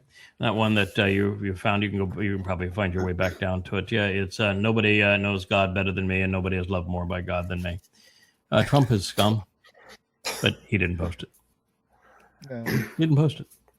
It's but the nature of X is that because Grok doesn't do any fact checking, and Grok served it up, somebody else will just feed it and replay it, but no, it's just not true. He may know God is reasonably well. Satan does, not as well as I do or you do, but Satan knows God pretty well. But he certainly isn't loved. Hated, yes. Boy, I tell you what. Today I was updating the Devarim presentation of the Nakar, Devarim 29, for Coming Home 5, as I'm doing my rewrites and edits to it. And remember, I made the point yesterday that God can hate somebody for their present behavior, and they change and return to them, and he can embrace them again in a loving way, just as a parent can with a child. Boy, that is all over that statement. So that idea of, I hated Esau. Yeah, well, hated past tense, he did. But he's the legitimate heir, and God's got to rectify this fractured family. And he's the man that's going to be brought back to do it. So there you go. It's all over the place. So God can love what he's previously hated. Yeah. Do you remember Trump's musings? That someone asked a question and he just gets real glossy eye and poignant, and he's talking about, I don't know if I'll get into heaven. Oh, yeah. I don't know if I'll be admitted to heaven. I'd like to think so, but I don't know. Yeah, right. No, I can assure you, you're going to hell, pal. Assured, absolute guarantee, pal, but not before we take out and have you suffer tenfold or sevenfold for all the pain that you have caused. And since you're going to cause more pain than anyone in human history, it's going to be quite the ordeal. I mean, it could be 1,000 years before you end up in Sheol. Mm-hmm. Could be that long.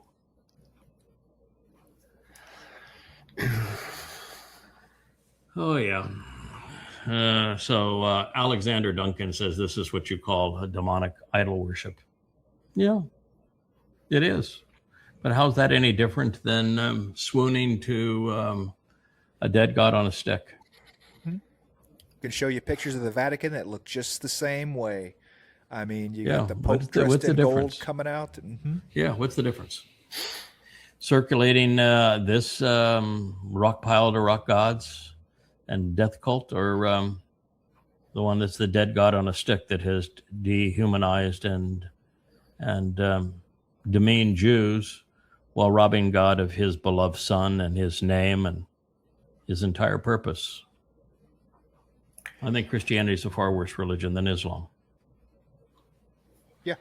Idols are idols. I mean, the little girl that took the idols out of Egypt and hid them under her bed and everything, I mean, still got the same punishment. See ya.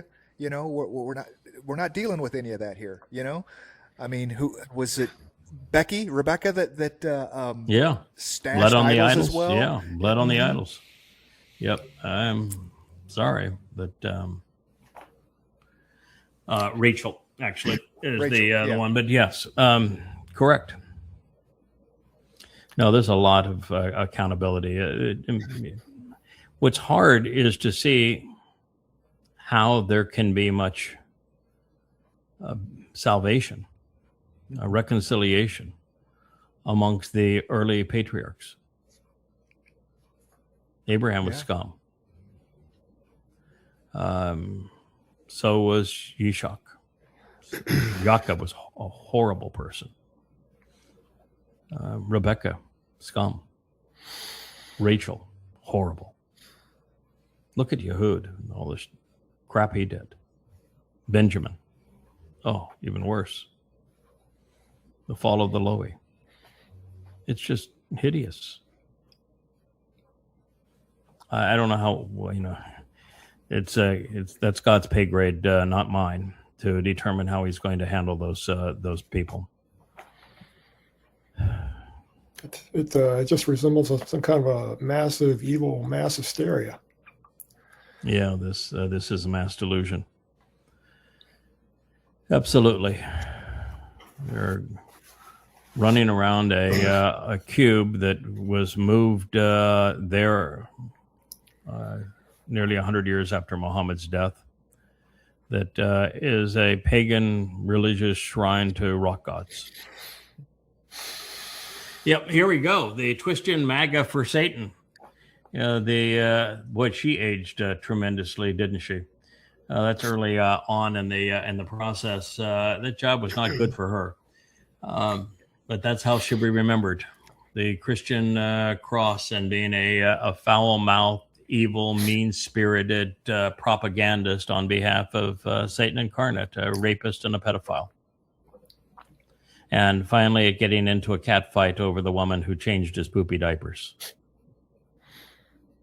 She couldn't compete with the woman who drew memes for his tweets.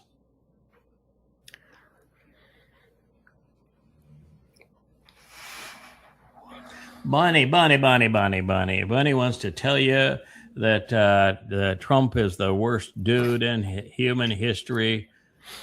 Bernie. You know something, Bernie? This is hard to imagine, but it's true. That as bad as MAGA and Trump are, you and your communist ways would be worse. Now, that's hard to imagine, but the fact is, it's true. You'd be worse. The reason that Hillary lost to the worst candidate ever and that Cackles lost is because most Americans don't want to be communists. They would rather have to sit next to the devil than they would be communists. That says a lot, doesn't it? That's your problem there, Bernie. I can remember growing up in communism. That was a real scare tactic where I grew up. If anybody was called a communist, that was a big deal. Yeah, but the fact is that communism is a big deal. It is entirely destructive. It robs everybody of free will. It robs everybody of prosperity. It robs people of access to accurate information. Totally manipulative, indoctrinating. Exceedingly violent. Yeah, it is. It's a horrible thing. It bankrupts a culture economically and morally. So yeah, communism is a terrible, terrible thing. Now it's being stacked up against Satan. So what you're playing here is that's KKK Barbie. They're having a fit while Trump is having a difficult conversation with a woman. So you've got a woman there, and that could be the diaper woman for all I know. She's playing with her phone. This is, look at this tweet that I just gave to you. And so Trump is sitting there either in I think it's the helicopter, Marine 1, Marine 2, or whatever they call it. But and having this discussion. Look at the finger that Caroline Levitt pointing the finger, and prior to that, the finger was pointed at her, and Trump is trying to referee in this blonde cat fight. This is immediately what preceded the resignation. So I don't know who the woman is, but we're dealing with the two people on cell phones pointing at each other in a very heated situation with Trump sitting there, either in the helicopter or I think it's the helicopter. I mean, it could be the limousine, either one. But wow, that is not a good look. No, it is a dynasty. Who shot JR? Dallas. It is so. Wouldn't you love to know? Wouldn't you love to know? That's look at that. Is. Where that gasping breath where she just went in, and then she's after that gasping breath, she's pointing the finger, and then look at the finger getting pointed back at her. Yeah. Oh yeah. I would love to know what transpired in that discussion. just for the fun of knowing. Mm-hmm. So vivid. I can't wrap my mind around how many people around the world see Gazans as victims when they wasted decades and billions of dollars building the biggest terrorist tunnel network in history to kidnap and murder Jews. Look in the mirror. Vivid. And you'll know. Look in the mirror. Look at your posts. Look what you've done to destroy the reputation of Israel. That's why they do it. Vivid. You are the problem. You want to wrap your mind around the source of all of this? It's you. You're gloating over the destruction of Gaza. You're gloating over the destruction of Lebanon. You're gloating over the destruction of Iran. Your constant promoting of the existence of Palestinians. You're referring to the enemy as Hamas as opposed to Islam. You're touting of Benjamin Netanyahu when he's been your biggest problem. Your unwillingness to show any discretion, any humility. You are the problem, Vivid. You're the reason that Israel's in this horrible mess. You're the lead promoter of the agenda that has caused the world to hate Israel. And you've learned nothing. I can't wrap my mind around that. Yeah, the kicker for me was always they live in the desert, a place where water is so very, very valuable, and because Muslims hate Jews so much, they will dig up the water lines, the pipes that Jews installed for the Gazans, for Muslims to have water in the desert, to use those metal pipes to make rockets to kill Jews. That right there, I don't. There is no argument against that. That what do you do with people like that? You can't. You just hit that point over and over and over all day long. No, we gave them water, and they dig up. Okay, you want to deal with it? No, read goddamn religion. Mm-hmm. Hold Islam against them. That's how you deal with them. Read goddamn religion. There are 4,200 pages and 40,000 things you can cite to destroy Islam. Yeah. Cite them, know them, use them, wield them. Explain how that Alaska mosque should be removed and destroyed. Explain how the Dome of the Rock should be removed and destroyed. Explain how 10/7 was nothing but a repeat of what occurred in Kabar 1,400 years ago with Muhammad. Tell the truth. Explain to what that has always been the answer, and they won't do it.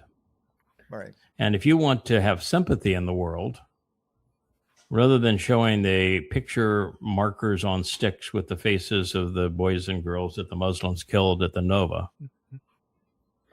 have shot pictures of their mutilated bodies still laying on the ground. And to show all of it, and then do the autopsies and talk about the rapes and the mutilations and show evidence of it. That's how you would have prevailed. But you didn't do any of that. They didn't even make an attempt till almost 2 years later. And then what they did was still watered it down. Grossly inadequate. There's never been an autopsy released, nor any pictures at the scene other than with the Muslim shot on their GoPros. Israel bungled it all. They got played. They got played with the playbook. They had the playbook. And they were given the playbook and still got played. They were given the playbook, yeah. They still got played. And the whole purpose of Alaska flood was to taunt Israel into the destruction of Gaza because of what it would do internationally. And Vivid went right along with it, got played. Well, the question is, does Israel realize that Islam will do whatever Islam can do to destroy Israel? I mean, are they still thinking they're being on the same playing field? No, they think that they're battling against Iran and nuclear bombs. Yeah. And Hezbollah and bottle rockets. They have no clue that the enemy is Islam and has been for 14 centuries. They were employing, the people of the kibbutz were employing these people to watch their children, to raise their children, to provide their food. And the liberals of the kibbutzim blamed the Netanyahu government for the kidnapping of the Jews in the kibbutzim rather than hold themselves accountable for holding hands with the Muslims. There has never been accountability among Jews. They just don't do that.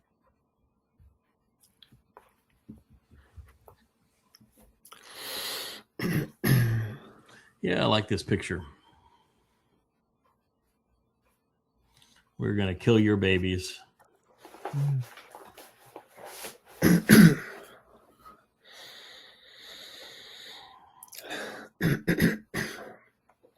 This goes so far beyond the debate. Don't sacrifice your children to Moloch.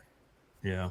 Back in the Shattering Myths days, I would always talk about abortion as a winless issue. That we should all be pro-life and pro-choice, and that when you divide yourself into one side or the other on this issue and make it the defining issue of who you are, you're nothing, is what you are. And that there was no way to wade into this issue because both sides were wrong and both sides were right. This, however, changes that playing field considerably. Now you have to wade in because one side is dead ass wrong. And not only should we not grant women control over their bodies who couldn't control their bodies to the extent that they got pregnant because they were irresponsible. They didn't use conception, or they were irresponsible and had sex with an irresponsible partner. That they couldn't control their bodies doesn't mean that they now get rights that they didn't use earlier. Nor does it mean that the federal government or states should pay for their failure to have personal responsibility. Those things have always been clear to me. But when you're dealing with abortion in the third trimester, it's murder. I don't care how you want to define it. I don't care what you want to say. It's ghoulish murder. First degree murder. The doctors who perform it need to be sent to jail, convicted of murder and sent to jail. And the women who sign up for it, same thing. They ought to be sent to jail. It is a crime. And to celebrate it is so despicable that you want to vomit. So they have taken it beyond the realm where it was the subject that no one should engage in because there was no way to win. Both sides were wrong. Both sides were right. Now you got one side that's just dead ass wrong. And really, really revoltingly wrong. And there's 10 states that have approved this. This was the 10th. It's sickening. And I've even read articles where they're taking those aborted humans to use for medical research. Mm-hmm. And, when you can look back at the history, Margaret Sanger introduced us, I believe, some time ago. And she was a big pro, let's kill them all person. She wanted to use abortion as an ethnic cleansing issue. And the torture it inflicts on the unborn child is just staggering. And oh, by the way, you still go through birth. You just birth to death now, as opposed to birth life. You're still going to give birth to that dead baby. And by the way, you'll never get over it. Ever. Nor should you.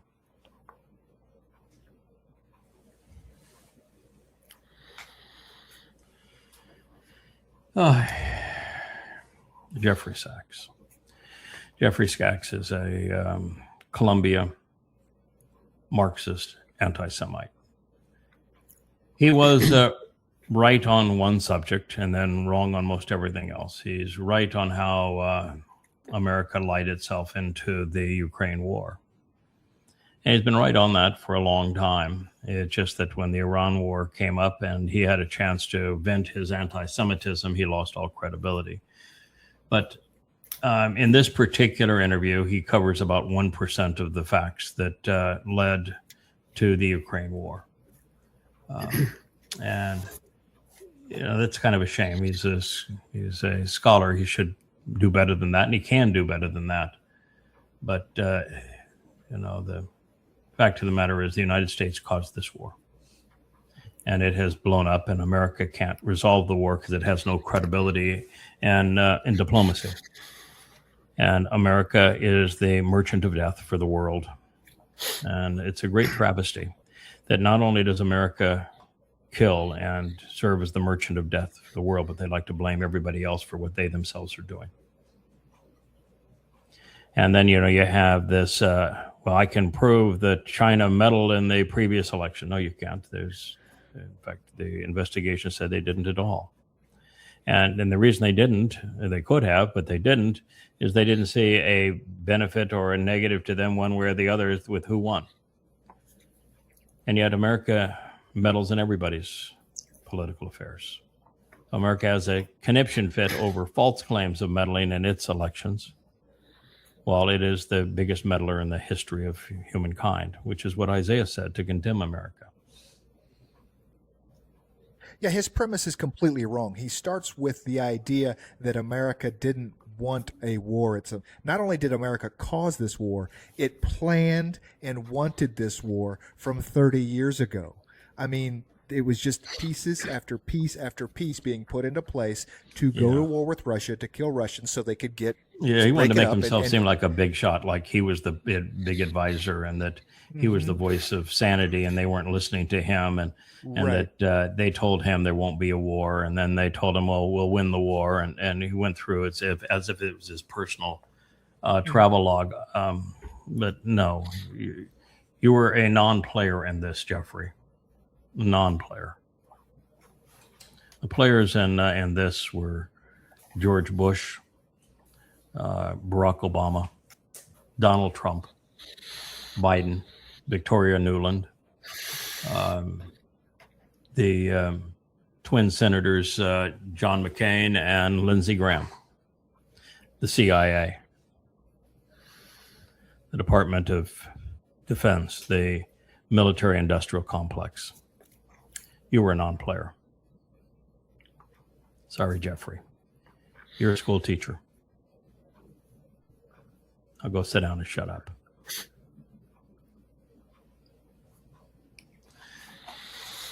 So this has been, look at how red he's turning. I mean, he's kind of looking like Satan right now. Horns is all we need, and we'd have the confession for the man who has admitted that he's demon possessed. So he goes and has a conniption fit now. What he is saying that and he is a demon possessed anti-Semite, is that Russia and China are the only two countries where the political leader is more powerful than any business leader. I mean, that is so far from being true. But all red-faced, he's saying it like his audience believes it and like he believes it. So what are you going to be now? You're going to be a Marxist? Yeah, is that your thing? You're going to be a communist? Is that where you're going with this? How much did just stunning what has happened to this piece of shit? How much did Elon spend to get Trump elected? 300, very large. 300 million. He's going to spend more than that this time around. I would think that would buy a lot of influence. I would think that if Elon said, you know what, Trump, I think we should go nuke Iran, that Trump would say, yes, sir, for $300. Guess what? Except what? When Trump tried, or Elon tried to cash in on his investment to prove Tucker Carlson wrong. When he tried to cash in, Trump dumped him. He said, for that $300 billion, I kept you out of jail. I got you into the White House, and I want the following person put in as the chief of NASA. And Trump said, no, just to dick with you, I'm going to put in the other guy. And so that's when Elon had his tizzy fit. And he said, Trump's in the Epstein files, and if it wasn't for me, Trump would be in jail today. So Trump then starts to attack Elon. He does his normal Hannibal Lecter routine. And Elon absolutely does an El Foldo. He just does not have the horsepower to stand up to Trump, the exact opposite of what is claiming, of what Tucker is claiming here. And he does an El Foldo, and he goes back into kissing Trump's behind because his companies are gone without, if Trump does follow through and stop the U.S. government from doing deals with with Elon Musk companies, he's gone. There's nothing left of him. So the exact opposite. Yeah, Bezos is a rich guy. He owns the Washington Bezos Post. bribed Trump with the Melania film, and what he bought for that is the Trump FCC allowing and the Department of War and others to continue to do business with Amazon and approve Amazon mergers and the like. The same thing was true with Larry Ellison. And what they got is mergers. And right after each of them did those things, by the way, they allowed their newspaper, in the case of Bezos, the Washington Post, to publish stories that were incredibly derogatory of Trump. And look at South Park after the mergers were allowed, mocking Trump. So Trump doesn't have, they don't have control over Trump, and Trump doesn't have control over them. It's and I don't know what he's talking about. Trump is a crime scheme operation, but it's not because there are oligarchs in America that have more control than he does. Well, Trump is pretty smart putting Blanche in there, the position he's in, because he can really field some of those deals. Oh yeah, Blanche is a killer, man. Yeah, Blanche is the among the worst things that ever happened to America. The new fixer. Yeah, he is the new fixer, but he's the devil's fixer. That's going to be devastating. But I don't know, what in the world is he talking about here? He wants to go to a communist regime. And if you're going to have the head of state be able to dictate to any business person what they have to do, it's either a communist, Marxist, or fascist state. So I guess that's what the new Carlson platform is all about. Let's go fascism. Let's go Marxism. Give him 3 weeks. He'll be, that burqa is not really such a bad idea. Mark my words, Tucker Carlson in 3 weeks is going to be, that burqa is not such a bad idea. Yeah. And here he is. He's been bribed by a man that was enriched by American business enterprise. Mm-hmm.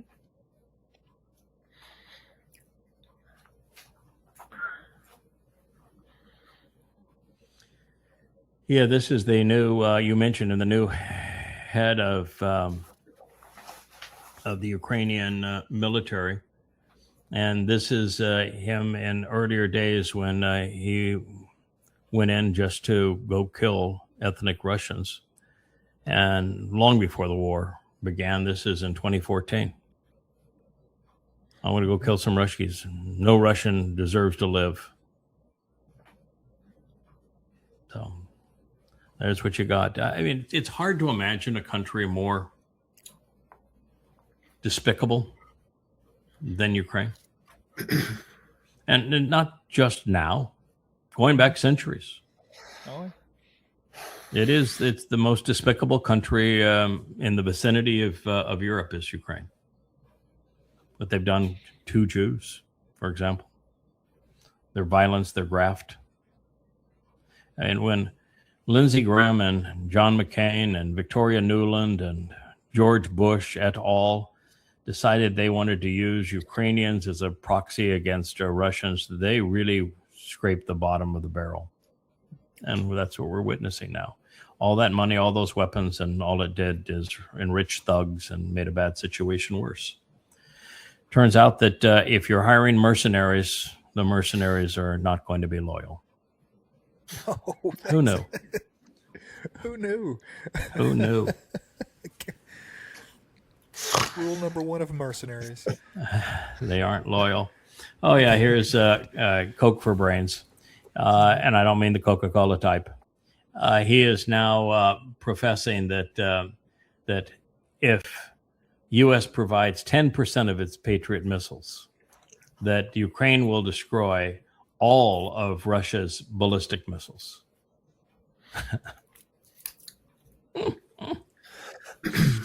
A literal circus clown. He's a literal circus clown. It just go, how in the world did Coke for Brains ever make it from circus clown to thief and mass murderer? Mm-hmm. Now, at this point, the Patriot missile system has finished its service life. It had value against very dumb ballistics.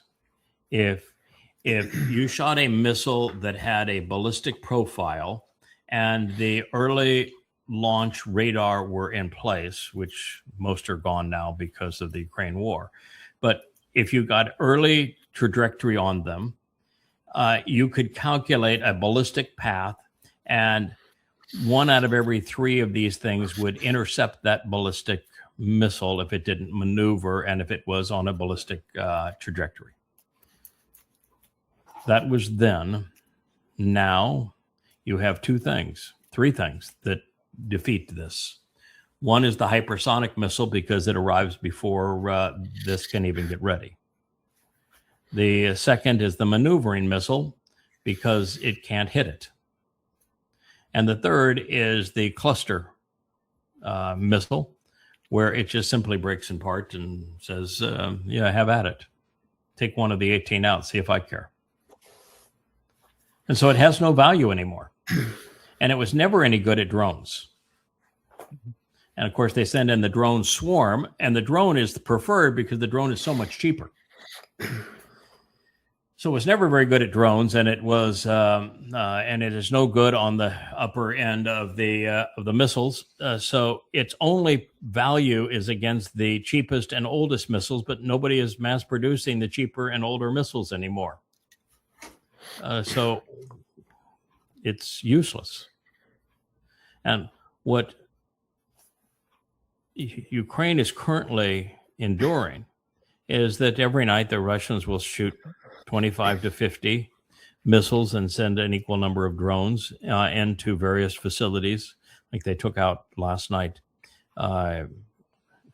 Ukraine's ability to make and roll steel, which means that most of their weapon systems have no source of material anymore. And they, of them, 95% are striking their targets. And the advantage of them having none is that now you don't have to use all expensive, maneuverable, hypersonic missiles. You can go back to the dum-dums if you want to, because they've got no air defense. And Europe doesn't either. And the fiefdoms, personal estates with flags of the Arab Gulf states, they don't either. So it's just a turkey shoot. This is reminds me of the stages of grief. Was it, hey, if you give, we need missiles, send us the Patriot missiles. Okay, well, just give us 10% of the Patriot. Okay, well, just give us the license to be able to make our own Patriot. You know, I mean, he's bargaining. There are those numbskulls out there that are saying that the reason that Northrop Grumman and others just said no on the license for the Patriot missile is they were afraid the Ukrainians would make them more efficiently, better, and more swiftly than they could make them. You're talking about the Ukraine.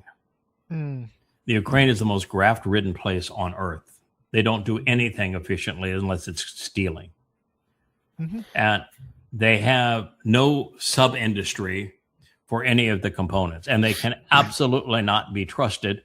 And this is the kind of system where you can't contribute to this system unless you are an absolute secure resource, and there is no secure resource in Ukraine.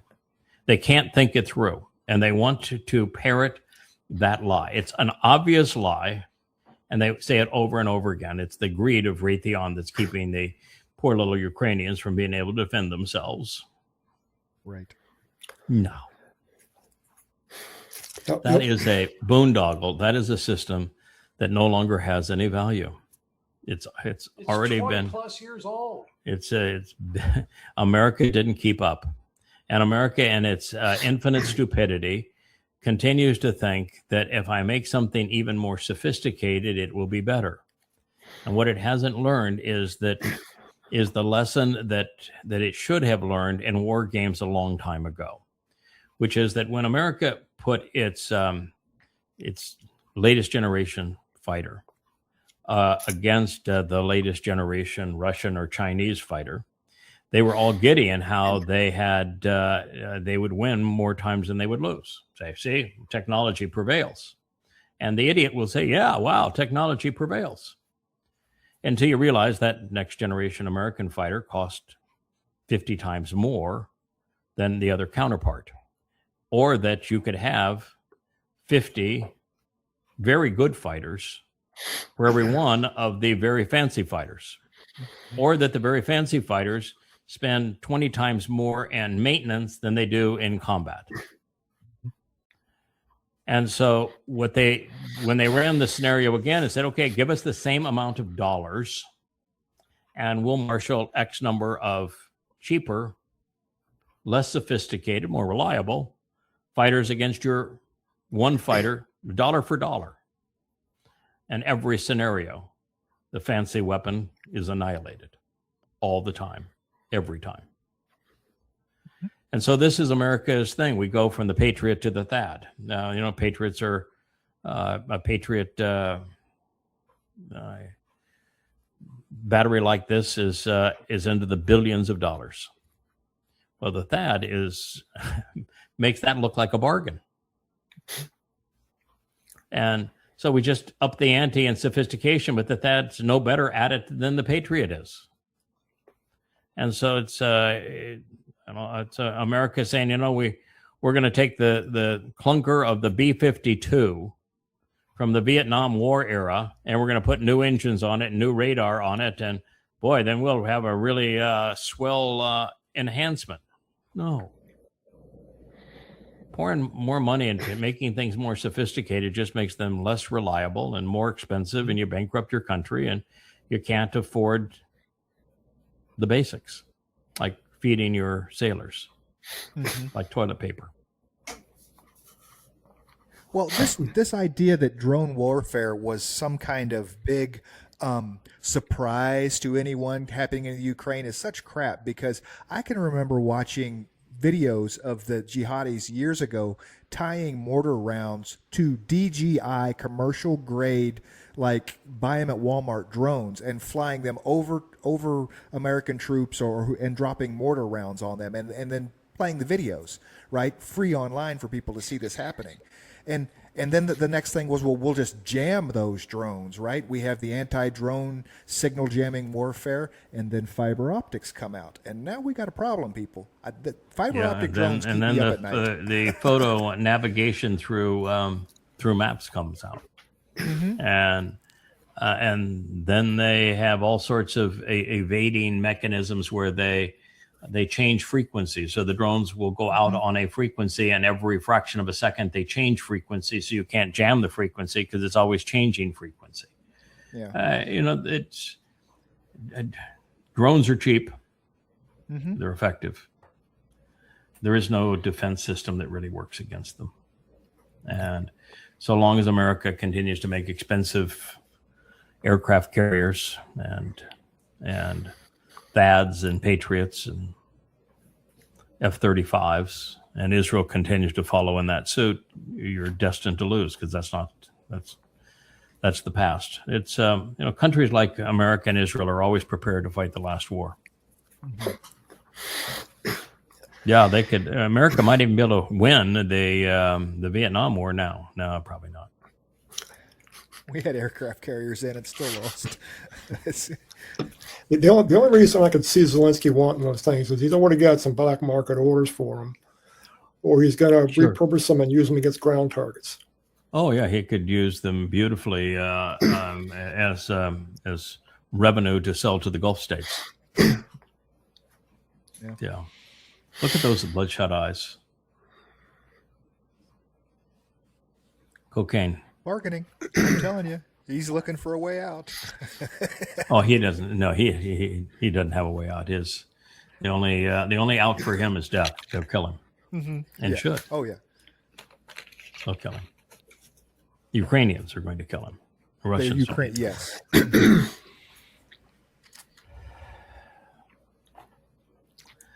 Another distraction. Here we are. Yep. Yeah, so we're talking about the Trump cares more about the 2 diaper changers than he does about his own staff or the journalists. And she's saying, once upon a time, journalists would know that they were going into a war zone, and they would sign up and say, yes or no, I'm willing to do this. But in this case, they were not told. In this case, they were used as bait. And it is reprehensible. It is a nick on his character. But really, what difference is it going to make? He's looking for a distraction. He got another distraction. He needs a distraction away from the war. Yeah. The war that he can't end, the war that he can't even walk away from. There is a video here. There is a video here that has a Chinese professor going through it. I hope it would be nice to see if we can find it, just so we could close the program by listening to a bit of it. Let's see. No, these are all reports of how bad the situation. There he is. We'll just listen to a little bit of this. I would like everyone to have just another voice to reinforce the fact that America has no options here. They cannot walk away. They cannot continue. They can't up the ante. They can't negotiate. There's literally no resolution for the mess that they have made. And the status quo is lethal. So there's no way out of the status quo, and the status quo is lethal. This is, in my pilot days, we learned about things called dynamic instability. And you recognize one of my airplanes was a Pilatus, is a T-tail turboprop. And if you stall that airplane, it goes knife edge, and there's no way to recover from a stall. So they have a pusher shaker on it that prevents the airplane from being stalled because there's no way to recover. That's what we're dealing with here. When I just say there's no way out, I mean, you can name every scenario in the world. There is no way out of this war. And ultimately, it's going to end up with millions of troops in Israel and the economic destruction of the United States and degradation of the world. So listen to him just a little bit. I think it's a good way for us to conclude. So today I want to talk about something that I think is the most important question of this entire war. Not who is winning, not how many strikes have been launched, not what Trump said yesterday or what Iran threatened today. The most important question is this: can America actually stop this war? Can it negotiate a ceasefire? Can it withdraw? Can it find a way out? And the answer, when you look at it carefully, is deeply unsettling. America is trapped. It is stuck. It cannot go forward and it cannot go back. And today I want to explain exactly why, step by step, in simple, easy to understand English. So let us begin. Part 1. This war has its own momentum. The first thing you need to understand about this war is that once a war like this starts, it develops its own momentum, its own logic. It stops being something that politicians and generals control, and it starts controlling them. Think about Ukraine. That war started in February 2022. And from the very first weeks, both sides knew that a negotiated settlement was possible. Both sides knew that continuing the war was causing enormous damage, enormous suffering, enormous economic cost. And yet, 4 years later, that war is still going, still grinding, still destroying lives and economies, on both sides. Why? Because once a war starts, stopping it requires one side to accept something deeply painful, to accept loss, to accept humiliation, to accept terms that feel unbearable. And that is something most governments, most leaders find almost impossible to do. This war in Iran is going to follow exactly the same pattern. Neither side will concede defeat, even when it is clearly in their best interest to stop. And this war could drag on for years and years. That is not a prediction. That is a pattern, a historical pattern that repeats itself over and over again. But here's what makes this war even more complicated than Ukraine. Even if America wanted to stop, even if America decided today that it wanted a ceasefire, it cannot. Not because Iran will not negotiate, but because the terms Iran would demand would be so devastating for America that accepting them would be worse than continuing the war. Let me explain this trap very carefully.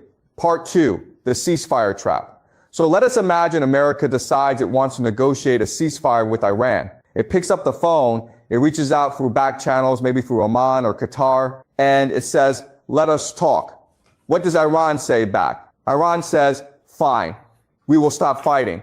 But here are our terms. First, America pays Iran approximately $1 trillion in reparations. $1 trillion for the destruction caused by this war, for the decades of sanctions, for the economic damage inflicted on the Iranian people. Second, and this is the critical one, America must leave the Middle East permanently, pack up its bases, withdraw its forces, remove its military presence from the entire region forever, because Iran's position is very simple. The only way to guarantee Iran's long-term survival is to ensure that America can never come back and do this again. Now, on the surface, some people might say, well, maybe that is not so bad. Maybe America should leave the Middle East anyway. But here is why that thinking completely misunderstands the situation. The moment America leaves the Middle East, a chain reaction begins. A chain reaction that will be catastrophic for the American economy and for American power globally. Let me walk you through this chain reaction step by step. Step 1, the GCC becomes Iran's client states. Right now, the GCC nations, Saudi Arabia, the UAE, Qatar, Kuwait, Bahrain, they exist under American military protection. America guarantees their safety. America is the reason they can function as independent nations. The moment America withdraws, that protection disappears. And the only nation in the region with the military power to guarantee the safety of the GCC and to control access to the Strait of Hormuz is Iran. So the GCC nations have no choice. They become client states of Iran. They fall under Iranian influence. They have to make their peace with Tehran because without American protection, Iran is the only game in town. Step 2, the petrodollar collapses. Now here is where it gets really serious for America because the GCC is not just a collection of oil-rich desert nations. The GCC is the foundation of something called the petrodollar. And the petrodollar is the single most important mechanism keeping the American economy alive. Let me explain this simply. The GCC sells its oil in US dollars. Every barrel of oil that Saudi Arabia sells, every cubic foot of gas that Qatar exports, it is all priced and sold in US dollars. That means every nation on earth that needs Gulf energy, which is most nations, has to hold US dollars to buy it. That creates a permanent global demand for US dollars. And then the GCC takes those dollars it earns from selling oil and recycles them back into the American economy. It buys American treasury bonds. It invests in American financial markets. It funds American debt. This is the mechanism, this petrodollar recycling that allows America to function with $39 trillion in debt. $39 trillion. The American economy is essentially a Ponzi scheme. It relies on foreign nations continuously buying US dollars and US debt to keep functioning. And the petrodollar is the engine that drives that entire system. Now, the moment the GCC falls under Iranian influence, what happens to the petrodollar? It disappears. The GCC no longer has any reason to sell its oil in US dollars. It no longer has any reason to recycle its earnings back into American markets. The entire foundation of American financial power collapses. And remember, America is sitting on $39 trillion in debt. Without the petrodollar, without foreign nations continuously buying US dollars, the American economy cannot service that debt. It cannot function. The consequences would be catastrophic. Step 3, Japan and South Korea remilitarize. So now let us look at what happens in Asia when America withdraws from the Middle East. Japan and South Korea are watching. I just think he's wrong here. He gets back on track, but he's been absolutely right. I don't think that his delivery creates the level of concern that America should recognize. That America saying, well, then we're just going to leave, literally assures the imminent and total collapse of America economically. And America is nothing without its economy. It will destroy the dollar. It will destroy the reserve currency status of America. America can't finance anything. Can't pay any government employee. Can't fund its military. Can't do anything. Can't pay for socialized medicine. Can't pay for Social Security. Can't fund its debt. Bankrupt. Total collapse of the United States is what is now absolutely imminent because there is no way to end this war. And America can no longer and has not provided the security services that went along with the petrodollar scheme. And Iran is now the hegemon of the region, and they're not just going to have influence. Their first influence is going to be, you can't sell oil or gas in dollars and exit the Gulf of Hormuz. You want to go through the Strait of Hormuz? You sell in yuan. That's what they're going to do. And so it's over at that point. So when he goes and talks about Japan militarizing and Korea militarizing, Japan's not going to militarize. They have no money. They're broke. Mm-hmm. And there are not enough Japanese now to make a difference. Japan's part of history, not part of the future. And South Korea has more problems than it can deal with just with North Korea. They're not looking for a fight with China. Neither of those countries want to fight with China. They would get creamed, and they know it. So this Japan and South Korea is a bunch of nonsense. But you don't even need to go to the next point because America is no more. Now, he'll talk about, well, why not up the ante and invade? But that's the trap. 500 becomes 500,000 troops, and America doesn't have 500,000 troops. And to occupy Iran, it would take millions and millions of troops, and a willingness to have 500,000 of them die. That's the kind of number you should be looking at. For what? And even then, it wouldn't solve anything. So there is no escalation that's going to work. You invade and you have World War III. You invade or you nuke them and you definitely have World War III. So you can't escalate. You can't continue the way you are because you're out of munitions and it hasn't worked and it's been counterproductive. You can't walk away because you abandon the petrodollar system. You can't afford to stay. You can't afford to go. And what he is saying here with the land invasion is just the opposite, which is that America has these supercomputers that it games every war scenario. That's the reason why I keep on saying that the only survivor of a war with China and when they game war games against China is the boomer. And if the boomer is deployed, it's the end of the world. So there is no survivable scenario with the U.S. military in China. Well, every time they play a war game with Iran, with an invasion, America gets creamed. There is no solution that will work. And it just makes everything worse. So you can't negotiate because they're not willing to negotiate. This idea, sure, we'll talk And these are our terms. We already tried that, and they're not going back to that. Mhm. So there is no negotiated solution. There's no winning the war. You can't even lose the war. They won't let you lose the war. And walking away is the destruction of your economy and the dollar.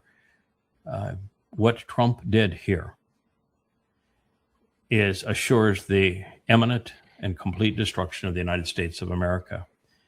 And there's almost no one that's talking about it in those terms. Mhm. And when you are that injured and sick rabid animal that's lashing out at the end, as you described, it becomes very scary for everybody. And really, really horrible things happen very quickly. And that's the stage we're at now. It's a sick, wounded animal lashing out at everybody, pooping in his pants. I mean, this is really horrible. And everyone's going to be distracted on this, that, and the other thing until the Ponzi scheme of the U.S. economy collapses. And it's all a Ponzi scheme. It's all based upon religious belief. And there's no viability to it anymore. I mean, it's literally over. I can't tell you if that's going to be in 6 months, 1 year, 2 years, or 3 years. But I can tell you within the next 5, America's done. That should be the number one story, shouldn't it? Mm-hmm. Not all the little distractions. That is the story we're at. Is the imminent, certain implosion of the United States as a result of the stupidity of Satan. No way out. He played Russian roulette with every chamber of the gun loaded. And rather than pointing it at his own head, he pointed it at America's. Mm-hmm. That's what just happened. So stop it with the bobblehead girl. Stop it with the ballroom, with the reflecting pool, with Iceland, with our Greenland, with robbing Venezuela, with the catering cart caper.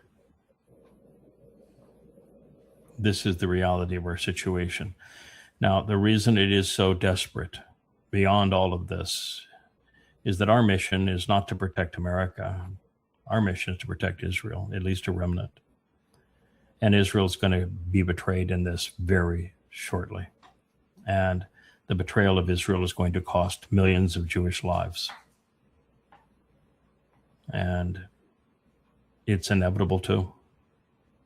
And ultimately, the prophets have said there'll be millions of Iranians that march into Israel to rape and plunder Jews.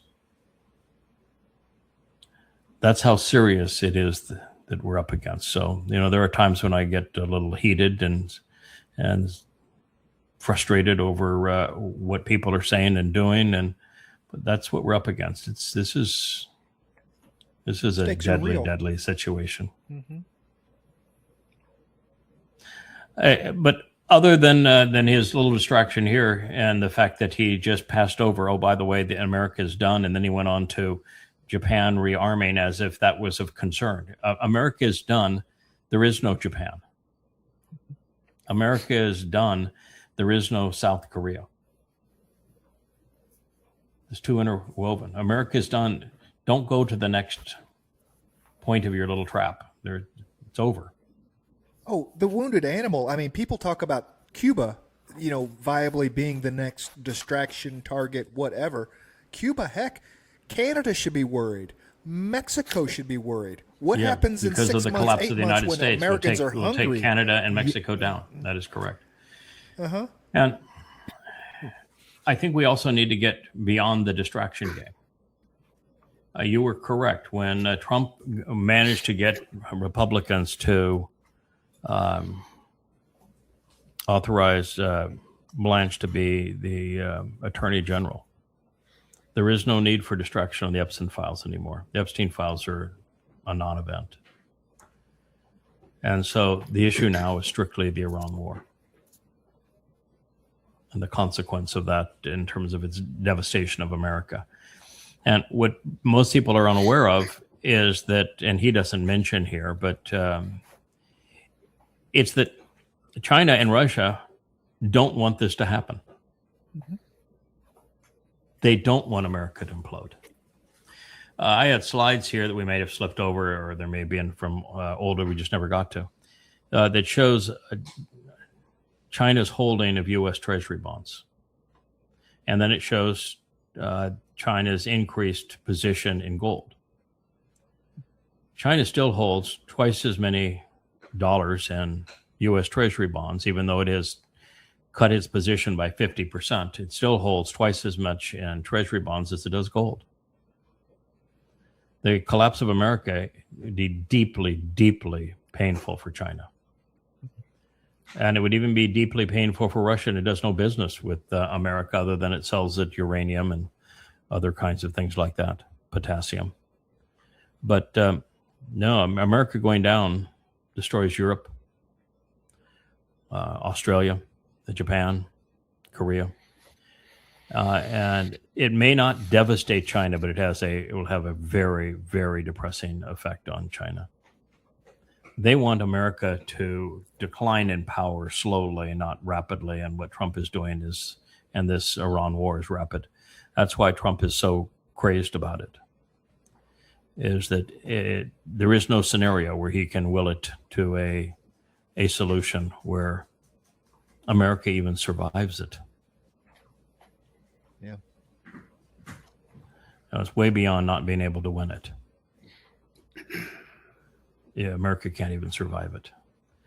I was serious when I said, you do this and it'll be the end of you. And that sounded, I'm sure, over the top at the time. And may even sound over the top now, because most people are so caught up in what's called the normalcy syndrome, where they can't imagine that tomorrow can be that different than today. But it will be. Until you can't find toilet paper, and then it's, oh no, right? Oh no. Yeah, it's going to be radically different each day going forward. And America is over. There is no way out. There are lose-lose games. And when the consequence is the world's economy and the United States of America, that's frightening. And understand, too, that the nature of what happens when a wounded animal is embarrassed and they're this psychotic, this egomaniacal, and their decisions have destroyed the country. And there's no hiding from the fact that the country is gone economically. What does a psychopath do on the way out when they're embarrassed like this? No, take everybody. They will try to take as many other people down with them as possible. How do you do that today? You push the button on the nuclear bombs. And I'm quite convinced we don't have enough good men in the military to stop him. Yeah. You know, when you read the volume 29 of the arrival of the NACAR, it says that he's going to arrive in conditions that are very similar to Sodom and Gomorrah. And then as a result of that, there will be a rain of fire and brimstone, which is a nuclear holocaust. So we're going to do our best to warn people, and we will ultimately save the planet, but barely. That sound like a little over the top doom and gloom, Roger? Or what'd you think about the professor's talk? Well, he knows his stuff, and he's right. He's right there with it. Yeah, you're right. It's all headed to one place, and we can't stop it. It's going to happen. All you can do is prepare for it by going to yahowah.com. That's the bottom line. Yeah, that's the bottom line. Yep, and we're not asking anything for you. Everything there's free. The books will even talk to you. The vlogs. You don't have to listen to me. You can listen to the family page. You can learn whatever you need to know exactly where we are, where we're going, and how you can get off this blue marble alive. And you can join us, but boy, you're going to have to get your act together now if you're going to do that, and you're going to have to be really serious about it. So that was a sober way to end the program. What do you think here, Kevin? Would you agree with his assessment? Do you think he's over the top? This guy? No, absolutely. We know that on 2030, what the conditions are like. We know who the players are when they step into Jerusalem, right? Prophets have told us all these things. So yes. This isn't over the top at all. I'm surprised it's taking so long. Yes. That's what surprises me more than anything else is it's taking so long that it just feels. Look like at this. the timeline too on that presentation. Mm-hmm. The United States of America is destroyed. He's 6 minutes and 34 seconds into a 19-minute, 49-second presentation. All to tell you, point number 5 is there's no way out. No way out. Yeah. There's no soft landing that everybody would rather have. No. He's painted us into a corner where. This is the Hindenburg. Yeah. Mm-hmm. This is the Hindenburg. This is the Titanic. And the difference is on the Titanic, there were enough lifeboats to save, 20% of the passengers. That's not going to be the case this time. No. It's more like the Hindenburg, where there'll be 2 or 3 souls that jump and survive